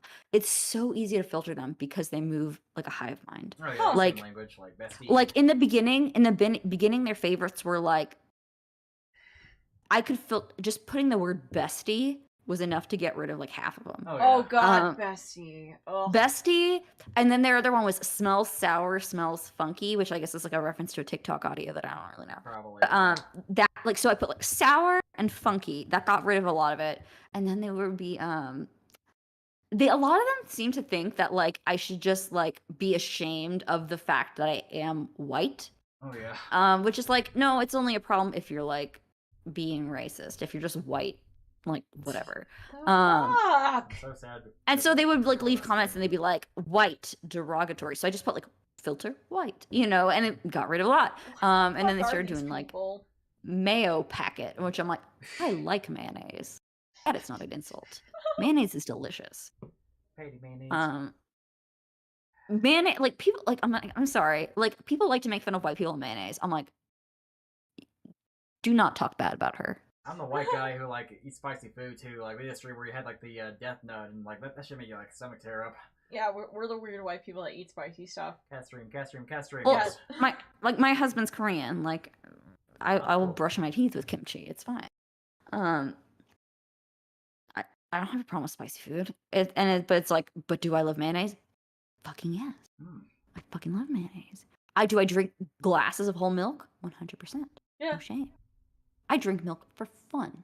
So, like, if you're trying to make me ashamed of that, I want to tell you, Yeah, the term bestie can be passive aggressive sometimes. It's kind of weird. It's like it's almost always passive aggressive, almost always. What's the other fuck? Like my husband and I will joke lately about like we'll just like all of a sudden just smells sour, bestie, and we're like, shut the fuck up, you know? Oh god. Like just because they all sound the same. Yeah, they all do. And it's like, yeah, like that's a lot to go and like just kind of filter out because one of my favorite subreddits was rare insults, and so when this was all happening, I was like, I'm gonna get some rare insults. I've been so disappointed. I'm like, I need someone to roast me for real. No one can do it. I've seen a couple no of one can do animes, it. Like say have like bestie in the subs. One time like best friend. I'm like, oh my god, because like some of the anime subs use slang like yeah, they try to like be contemporary. Nagatoro sus debacle, sus. Like sus. Yeah, the sussy baka is the new one. Sussy baka. That can kind of sus. It's already become a joke now, so it's like lost its power. That's the thing is like their slang culture moves so fast. Something starts as an insult and it's ironic within a week. Oh, the fast evolution of language is like so like weird because like a word used to like have like years of like staying power. Now it's like old hat within a month if you're lucky. Yeah. It's like I don't know what that fucking meant. Yeah. I don't know what that meant. Oh my gosh. Yeah. Like the thing is, some of these insults, like some of the way they talk, it's like I truly do not understand what they're trying to fucking say. Yeah, I noticed that a lot of these kids like talk in weird ways now, and I'm like, the one I hate, the new one I hate is where they're trying to make it seem like, oh, you're so stupid, we're laughing at you, you should feel ashamed. But the way they communicate that is by typing help in all caps with 2 P's. Help, like help, I'm laughing so hard I can't breathe. What? And I'm like, yeah, choke, I don't care. What the fuck are these people? So the help with the 2 P's, I'm just like in all caps. The abuse of the caps lock. Yeah, they like to caps lock, like just kind of slam down the caps lock keyboard slam. It's like a big Gen Z giveaway is, you know how our generation we type LOL even when situations are funny. It's almost like it's just like a what's the word, like a neutralizer, like it's like the new period. This situation is not tense. We're at ease. Lol. They don't type lol.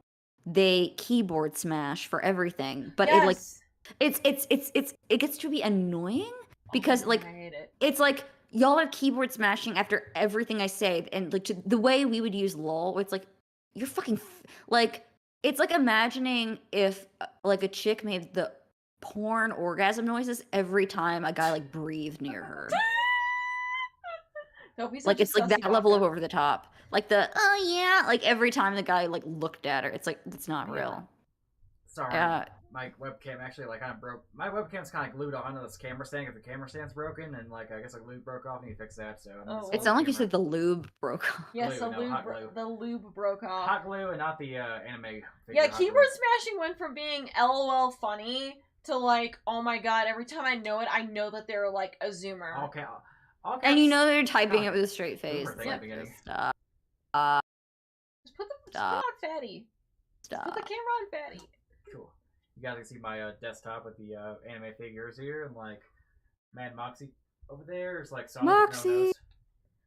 They could not handle Moxie. They could not handle her. She was such a queen. I'm legit. So my tip jar at conventions is Moxie's tip jar I made. So it's like insert your tip. With the lips, and I'm like wondering how many of them would just lose their shit over it. Probably. Oh. I'll turn on this camera for now. I will hang that later. Yeah, we'll handle that later. Hey, Sanic. I'm 25. Holy shit, language has changed so much. Right? Yeah, yeah. It's like, exhausting. It's one of those where, like, if I see something that I don't understand, like the other day, I don't know if anyone here knows about Scrimblow Bimblow. That's a funny term. It's actually really funny. So, like, what is that? It's basically a reference making fun of Smash fans. Yeah, basically, like, making fun of Smash people who want, like, this nostalgic old character in Smash instead of, like, a JRPG character, which I like both. I like, you know, like, I like Banjo-Kazooie in Smash. I like, you know, like, Cloud in Smash. My childhood was watching my brother play Banjo-Kazooie for hours. It's such a good game. Like, those sound effects of those fucking characters are, like, etched in... Yeah. Yeah, the Kazooie... So basically, the jiggies, the jimbos, the shaman, like his dance. Oh my god, all of it, all of it. Like Grant Kirkhope Tootie, like, and the witch. I can't remember. Godlike composer. I want to be a Megafest. Like, by the way, it's like record's pretty cool. It's cool. Yeah, I remember when Banjo was added to Smash, my brother was texting me like a fucking fangirl. Yeah. He was losing his shit. That was like the last time I really lost my shit over a Smash oh my god, character. now that you show them to me, it just like oh my god. It's just like, you know when you see shit and like in hindsight, it just makes perfect sense. So my brother's gay and you show me Banjo-Kazooie and I'm like, that's his boyfriend. I'm sorry, that's what he looks like. Is he a furry? No. But he's very hairy. That would explain it. Okay. He's a bear. Hey! He likes bears. So I'm like, I see it, I'm like, it makes sense. It makes sense. It's all right. But yeah, like, no, Scrimblow Bimblow is basically a reference like old characters that people want to go and get in. Like Rayman, Crash. And so basically, like, someone said, it made a meme of Smash fans when a JRPG character gets in and says Scrimblow Bimblow. And this shows up on my, like, Twitter feed because apparently a lot of people are mutuals with the guy that got, suspended for the fucking memes. That emo kid character, I don't know what his context is. The one you have on, I think it's Wojak. I think it's like the Doomer Wojak. Okay, yeah, it's like, Doomer Wojak. It's really funny to me because I don't know the context of it, but oh boy, is he active on the fucking Yowie subreddit. People getting that boy's back blown out left and right. Oh yeah, I've seen so much porn. Doomer. It's Doomer Boy, yeah. Doomer Boy. These Doomer boys. Doomer is like the dude with the beanie and like the cigarette. Yeah, and then Doomer Wojak is like kind of the both, I guess, hybrid. I don't know. I don't really keep up with my Wojaks. Oh god, Blasto with Scrimblow Bimblow. Blasto with Scrimblow Bimblow adventure. Yeah, so basically someone made a joke about Scrimblow Bimblow. Smash fans cannot handle a joke to save their fucking life. Oh, I've heard. Yeah, as somebody who one time called out somebody for how hypocritical they were being and got every single Smash fan in my fucking mentions. Yeah, they cannot take a joke, and they're unfunny. And so basically the guy got suspended, so he made a new account. He's like, wow, I didn't expect Scrimblow Bimblow to Doesn't the Smash fandom have like actual problem with like child abusers? Yeah, yes. Like the Smash fandom are people who like get mad over like a sexy Pyro Mithra mod, but like can't ignore the child problem they have there. Wasn't there like an actual like tournament, like a high level tournament kid who was like molested by like an adult woman? Yeah, like that was like a yeah, pretty much. Yeah, I remember I heard about it because like I played Smash a ton as a kid, and like I have it for my Switch, and I probably played all of like 10 hours on it. Just because it's like once things start being meta and there starts being like rankings at endgame, I just like it just kills my ability to like have fun. I haven't played Smash in a while, like on stream. Me too. It's like when I was a kid, it's just like all I wanted to do. Like early days it was Pikachu, but as you know, later versions it was like, let me beat your ass as Lucario, please. That's all I want to do. And now it's like, oh, these are the high-ranking characters. These are the ones you want to use. And I'm like, I want to beat your ass as Lucario. Well, that's not meta. I'm like, let me do it anyway. Yeah, pretty much. Like, I don't even play it. I'm not good at Smash. I have no desire to I'm ass now. I spent the past decade as a PC gamer. I can't use a controller to fucking save my life. Yeah, he's like a blend because like we mostly stream for our PC. Like and we got like a capture card here. Lately, I've been like emulating GameCube games, and holy shit, GameCube games are like so much better on emulator than they are like on actual console. Yeah, like I own so many. I believe it. I own so many physicals, and I'm like, I don't even want to play it physical. The biggest limit to Nintendo games is Nintendo hardware. Like you can 4K upscale games, and it looks perfect. Like I'm playing Metroid Prime, and everything looks gorgeous.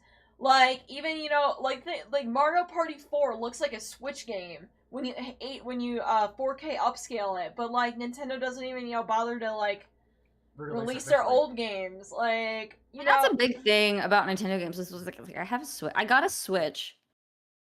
I was like planning on holding off this is before they announced, like, we knew there was going to be an Animal Crossing game, but they hadn't announced it yet. And I was like, I'm not going to buy a Switch until they announce it because they probably don't have an Animal Crossing Switch, and I can get an Animal Crossing Switch.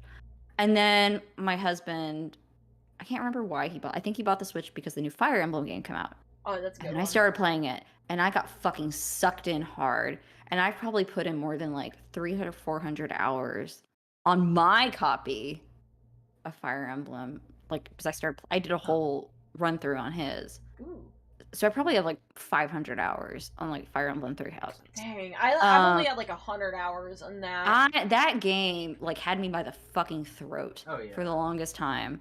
And then they released the DLC, and the whole thing is that game had me by the throat. And I didn't even have a character I really simped for in that game. And then they released the DLC where they released Yuri, who was like, King of Twinks. The King of Android. He's like, like the blueprint for Kaya. Yeah. Almost. And yeah. And I was like, I'm back in, baby. Yeah, so... Expansion. Yeah, something's expanding all right. Something is definitely expanding. Something was expanding. Yeah, like, I got fucking sucked in. Again. And there was but the thing is, like, that's a game that's made in like the perfect way in that it doesn't push the envelope on the hardware. Yeah. Because it's like, mostly just like 2D art. Yeah. But then like every time I played a game, like, fuck any Pokemon game. Fuck any Pokemon game. Those games have no business looking as shitty as they do, making as much God, money they're as they so do. bad.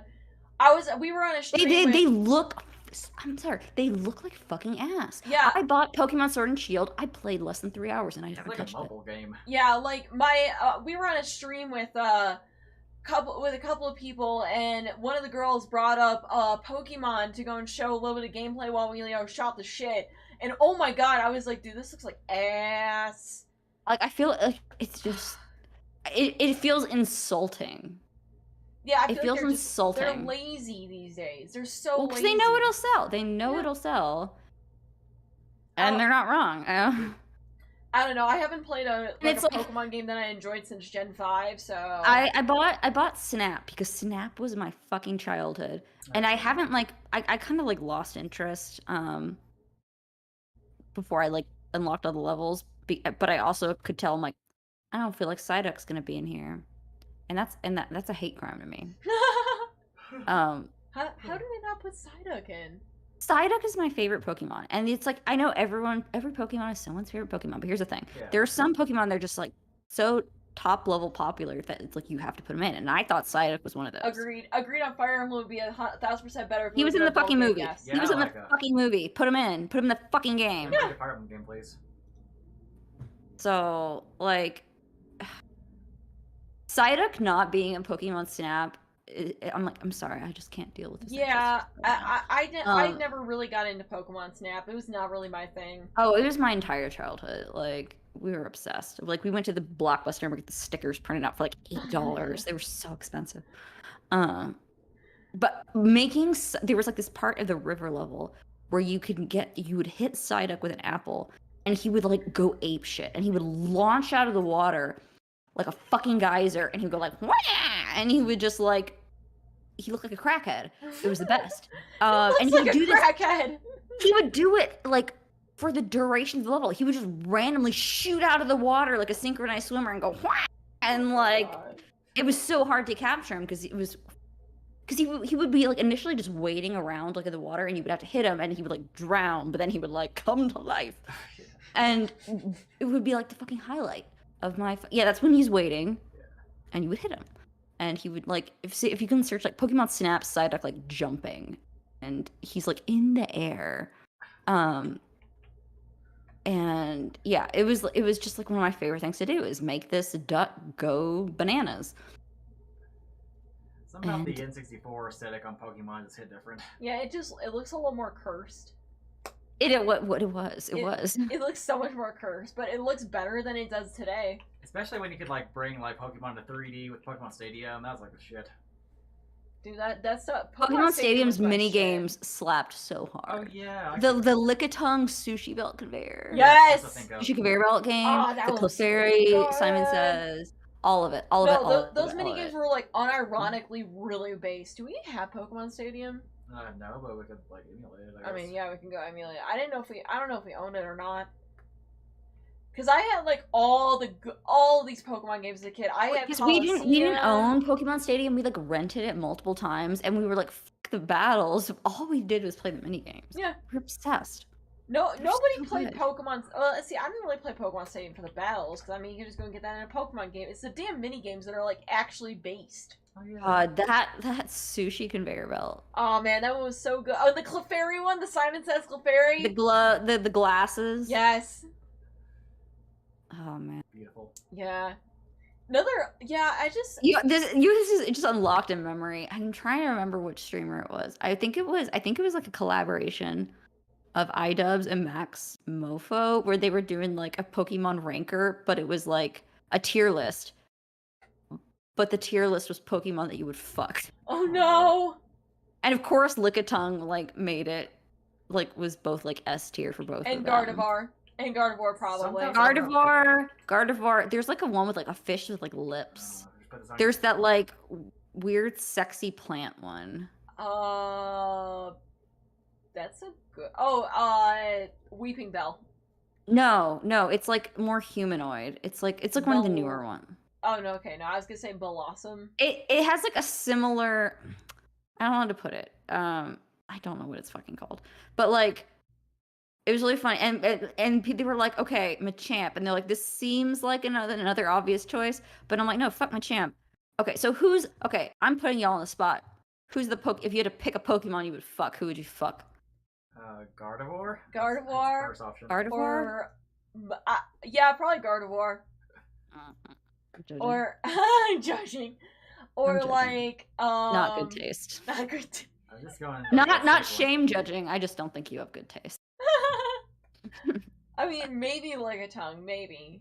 You ever seen like a or like for sale on Facebook Marketplace Pokemon cock version? Pokemon cock version. So it's like covers like this, or like covers like this one here. You know, you would think that like as much as Pokemon porn I've seen, I would actually have like a better option than Gardevoir. But no, I know my answer in my heart. What is it? I would fuck the shit out of Lucario. Lucario, okay, Hitmonchan. No, Lucario. I mean, Lucario. Like, I mean, yeah, I can see it. I can see. Or yeah, the one that's like some old ancient knowledge. This one, Luponi. Okay, that's another one that they put like high tier. I remember the rabbit. They're like, who made this sexy rabbit? Like. Now, someone mentioned Digimon. Digimon is a whole different story. Oh, I love the Chungus. God, that is cursed. Yes. Now, if we're gonna go talk Digimon, it's Lady Devimon. I don't know anything about Digimon. I don't know anything about Digimon. I played through Cyber Sleuth last year, but like as soon as I got Lady Devimon, I refused to evolve her until I was able to go to the fusion of Lady Devimon and Angelomon. What is that? That is how is. Okay, so Digimon are not like animals. They're not like. Not all of them. Some of them are. That's a lady. That's a lady. Yeah, no, she's got big titties and she's in the anime as well. Who is the other one? Let's just type in sexy Okay, yeah, if we're gonna go furry. Here's a furry one, like Wergarurumon. That's one. That is definitely one. Myotismon. That's another one too. That's like a humanoid like. Yeah, but that's a Digimon I would fuck, because Myotismon is a trad. Yes. Myotismon is fucking creepy. It's like a human. Yeah. It's a whole ass human. I don't like that. They're either I don't like that. mechs, or furries. I think it's so weird. It's like, take this out of context. It's like, I'm just thinking of like an Anta's perspective. Luna said she would fuck the shit out of a Lucario, but then they showed a picture of a human. She's like, I don't like that. Someone's gonna be like, I don't like that. Yeah, no, my favorite part about Wergarurumon is in the freaking new Digimon It's like, I can never judge anyone. And I cannot judge anyone for liking any kind of wolf humanoid, because I grew up being into the Underworld series. Oh yeah. Oh yeah. Ooh, It's also like, did you Rosemont. not? It's like, are you telling me you didn't want to get like wrecked and eaten by one of those lichens? Are you? You're lying to yourself. Rosemont's another one. She's got a whip. Yeah, like plant girl. Jesus Christ, her tits are huge. Jesus Christ. I think one of the funniest things for me is the way in Japan they're like, this is a show for children. We should put giant tits in here. Yeah, fuck. They literally do not give a fuck. Rosemont EX, I think, is hotter than regular Rosemont but I also like the color. Lilymon is also, classic. That's a basic bitch basic bitch tier, but like, I mean, I would still smash. True. She's cute, but also like that's a pretty basic choice. But then again, I could also go say Angelomon's a basic choice for Digimon Nothing wrong woman. with having a basic bitch choice sometimes. Like, sometimes you just gotta pick the basic option. Sometimes you just gotta go pick Gardevoir. I feel like I'm like, a lot of the times I'm just like, my body sees the basic option and just like rejects it. Like, it's in my bones. If there's a broken emo version of something, I'm picking it. Yeah, I usually just pick the ones with the big boobs. There's another big boob one. Sheesh, I want to play Digimon. I was like, does it look sad? I want it. Oh yeah, if it's sad. Mine's like, does it look like she would, possibly, like, kill me? Maybe. Does it look like it has an existential dread? Yes. I want it. Do they look tired? Yes, I want it. I feel that so much. Yeah. But yeah, like, back to the Switch games, like, yeah, I feel like Fire Emblem was, like, just right, because it didn't, like, overdo the capabilities of the Switch. Now, like, Hyrule Warriors, Age of Calamity, that game like broke the Switch. I feel like Fire Emblem is holding itself back. They just need to go full fucking hentai game. They really do. They really need to like kind of not be a teen game because I don't know, They like just, a game with cut war it crimes out. in it. Cut it out. Know your audience.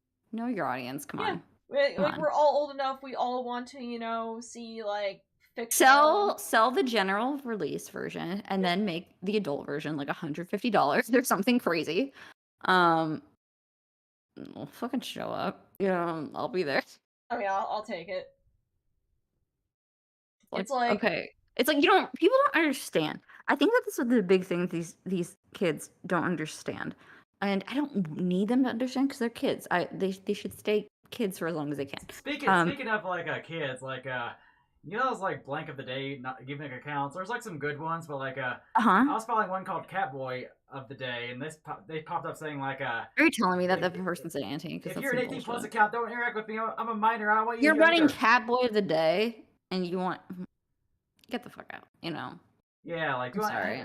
Like it's like oh my Wait, god, this like one? what? That's a different Catboy. The one I'm seeing is like a Morgana profile picture, which is like okay, first off, Persona 5 avatar. It's like, dude, you're probably not even old enough to play Persona 5 without your parents' permission. Like, why the fuck you having like? But what these kids don't understand is like, okay, so you get to a point in your adult life where if you didn't already have issues producing dopamine, the years are gonna run you down. Yeah. And the only way to make your brain make the dopamine is through your downstairs. Like it's like and illicit substances.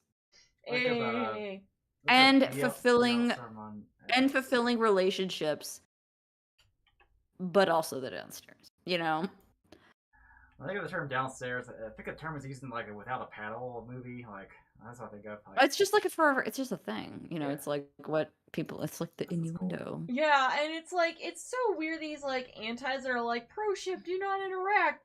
As they like good, I don't want to fucking interact with you. Weird that you make your entire identity where it's like, I don't know, like shipping. It's just weird to me. They're like some of these kids. They're like, I hope you never interact with kids. I'm like, I hope so too. Yeah. I don't want to fucking talk to you weirdos. Y'all are crawling up an ass and building a cabin there. It's not my. I don't want you there. Y'all are so annoying. Like, no, go away. It's like I'm over here trying to have my fucking perverted fucking conversations. Fucking adults. You're like, I don't want to talk to you guys. Leave me the fuck alone. One of the things people quickly realize about me is like, I do the rundown. I don't know. Do you guys like listen to like This American Life? No. I don't. Okay, so it's an NPR thing. It's like a million years old. It's great. Ira Glass, love them.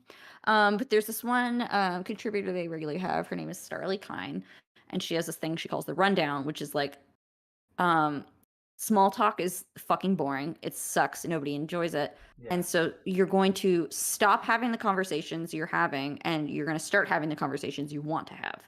And the way you do the rundown is you just kind of like be increasingly nosy and see how people react. So like there's this example, she was like getting a ticket at a movie theater and there was like no line, and so she asked a guy like what he did today, and he said he had like ramen noodles for lunch. His girlfriend bought him, and she's like, so you have a girlfriend? And he's like, yeah. And she goes, do you love her? And he's like, I think so. Then she's like, have you had sex with her? And he's like, yes. And she's like, how many women have you had sex with? And she just gets like increasingly nosy. And of course on the mind news would be like, that's sexual harassment. The point is like, this audio is recorded, and you could tell the guy was like willingly engaging in the conversation and was like volunteering so much information. Like he was like going on this, and she's like, by the end of the conversation, I knew that he loved his girlfriend, that he's had sex with about 30 women, that the first time he had sex with it was at his grandmother's house. The wallpaper was yellow. The curtains were yellow. Oh. Yeah. Like, I know so much fucking personal details about this man that he willingly gave me. And that was far more interesting than talking about the weather. Yeah. Yeah, I'd love to see Nintendo, like, speaking of the chat, I'd like to see Nintendo, like, stop being cowards. No, like, make, like, adult versions, like, I don't know, maybe, like, a more mature Pokemon, mature, like, Zelda, not mature Mario, because that might be weird, but, like, like, Fire Emblem would be, like, a good game that kind of be... It would be nice if they're, like, well, they just acknowledge the existence of, like, adult sexuality. I don't know. I just want to suck my teacher's titties. I'm gonna want to run a server dark now. I'm still trying to do it. I mean, it's obviously up to you, but you're not gonna go get judged here if you want to draw not safe for work of him. You won't get judged. Dark Rock. All of us are too old, and we don't have time to go and go and get upset over what people draw. Dark Rock, yes, like more like Dark Cock. Am I right? Hey. But yeah, I wish they would just make Fire Emblem M-rated. It's fucking teen. It's got freaking like child soldiers and war crimes. When my husband first like got it, like he told me about like what the game was, and I remember even then I was like, the premise is kind of fucking creepy. I'm like, you're the teacher, and you're trying to fuck one of your students? Like what? And he's like, well, not fuck them, but like it's a romance option after the time skip when they're adults. I'm like, that's still fucking weird. But then I played the game. I'm like, I don't care. Which student am I gonna romance? Felix was my first choice because, grouchy broken boy. My pick. Ignatz because like our boy. We did Ignatz, and I was in the middle. It's so funny because Ignatz is like the character my husband will shit on more than any other character. He's like, fuck this bowl cut. and we both agree that Lawrence is the best and the worst at the same time. Dude, he's like, I hate him and I love him. He's so insufferable. Oh my gosh. Just like Helga pulling her locket. Oh my gosh, yeah. Like Hilda can do anything she wanted to. Yeah. I love Hilda. Hilda's a bean. My husband always picks Lysithea because he's like, look, it's you. It's you. She's such a goblin. She's a little bitch. She's a goblin. I love her. Yeah, she's me.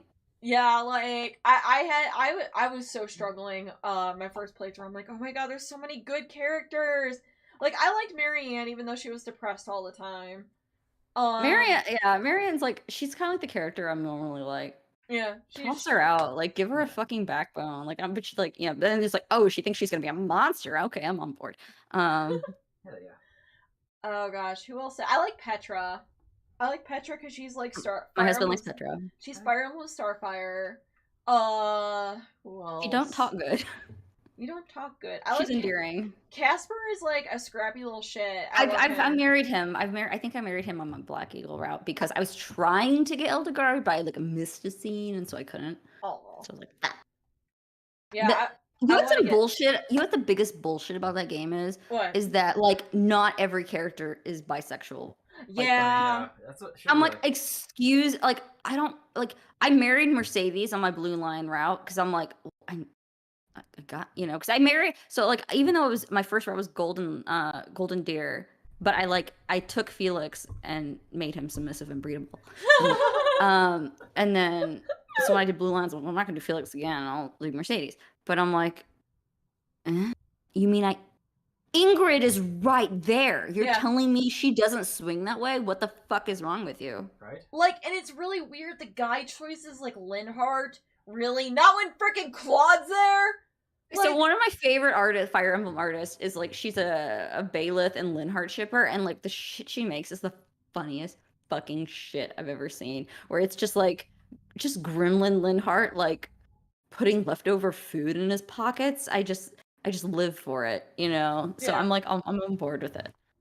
Yeah, like, I don't know, like, I mean, I guess it's a good option, like, I don't know, I'm like... No, the weird one is Alois. That one's like, I was like, I get it. He's a bear, but not Dedue. Okay, it's like your fine. dad. It's like your dad, but not in like a, oh, I want to fuck my dad in a good sort of way. This is gonna probably take it out of context. What was right? Was like, Dorothea? Was Dorothea a bisexual option? If she's not, that's some bullshit. I think I want to believe that she needs to be. Okay, yeah, if she's like, not. Manuela should have been a bisexual option too, because oh my god. Who?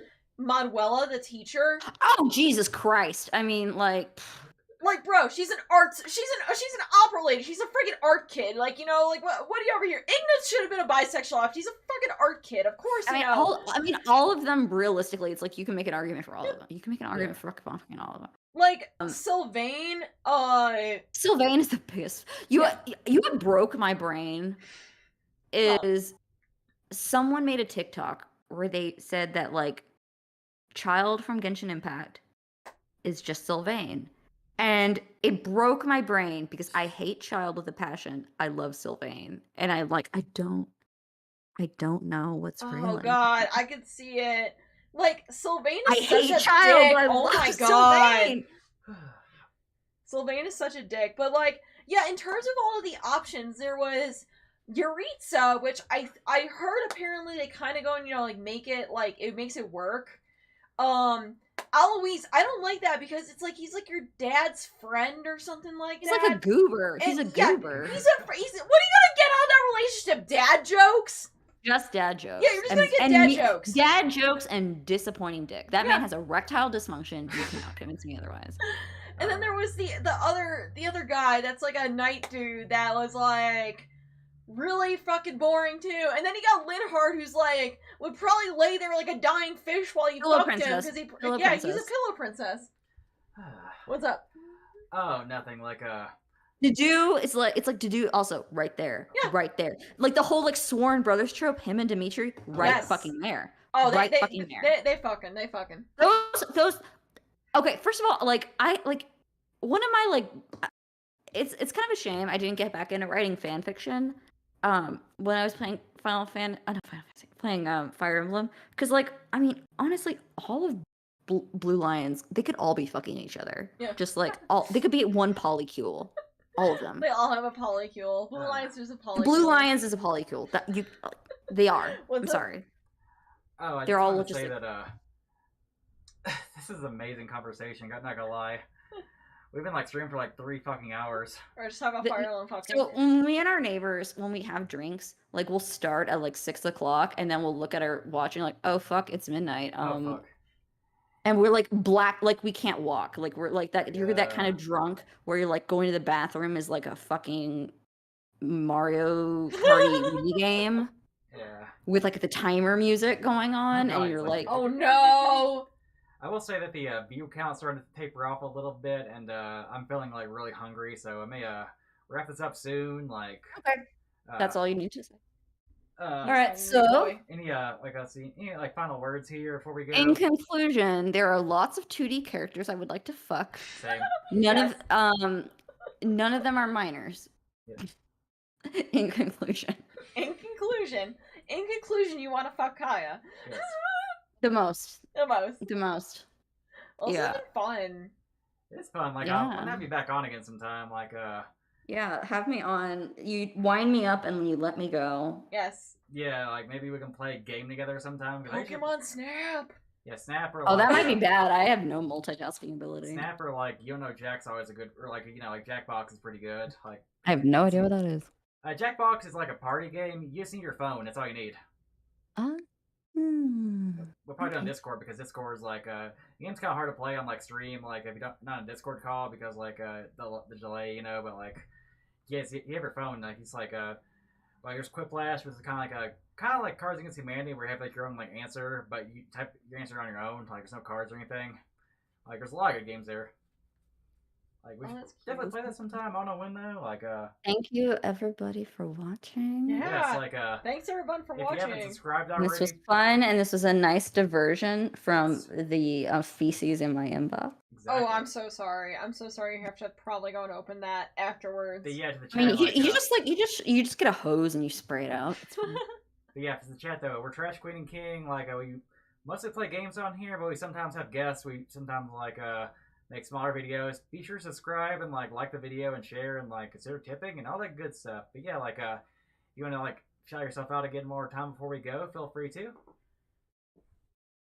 This was fun. If you want to shout, yeah, you shout yourself out one more time. I am LunaSol. I sell frivolous shit. My Instagram, my Twitter, and my TikTok are all IAmLunaSol. Easy to remember. I think I put your like Etsy. I think put one of your shops in like the description. Oh, it's not Etsy anymore. It's just shop IAmLunaSol. Or if I think even if you go to IAmLunaSol.com, it redirects. I believe I set that up. Description real fast, so I don't like. He did all. Yes, IAmLunaSol.com redirects to my store. Yes, it's been fun, especially like people in the chat. Aaron, I don't know if you're still here.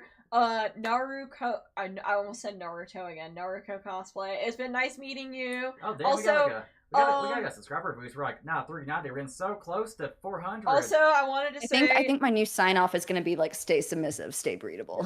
Yeah, like 400 subscribers, we'll get like probably play the Family Guy game. So 10 more to go. Yeah, and also Naruto cosplay. Yeah, you are Naruto Uzumaki. You are a very, very, very cute Minako. I saw your profile picture. I wanted to say she's a dear. She's a darling. Yes, a very, very, very adorable Minako. Yeah, also, I forgot to mention that like early on, but because I'm a little bit my brain's a little bit. I'm going to put in the description too, so if you want to like join our Discord or like whatnot, like I'll put everything in here too. Please, I need chaos in my Discord. Yeah, again. like our Discord is like pretty fun. I need chaos in my Discord again, but not like the chaos that I had before. Because oh my gosh, like it was insane. I had the bad kind of chaos in my Discord. Yeah. But yeah, like you're welcome to join. No, yeah, send me an invite to it. So I'll have TK do that. Yeah, like I'll invite you right now. Like anyway, yeah, we're gonna sign off. Like have a good night, everybody. Have a good night, everybody. Yes, nice meeting you. Nice meeting everybody. Cool. Yes, nice meeting you too, Seth.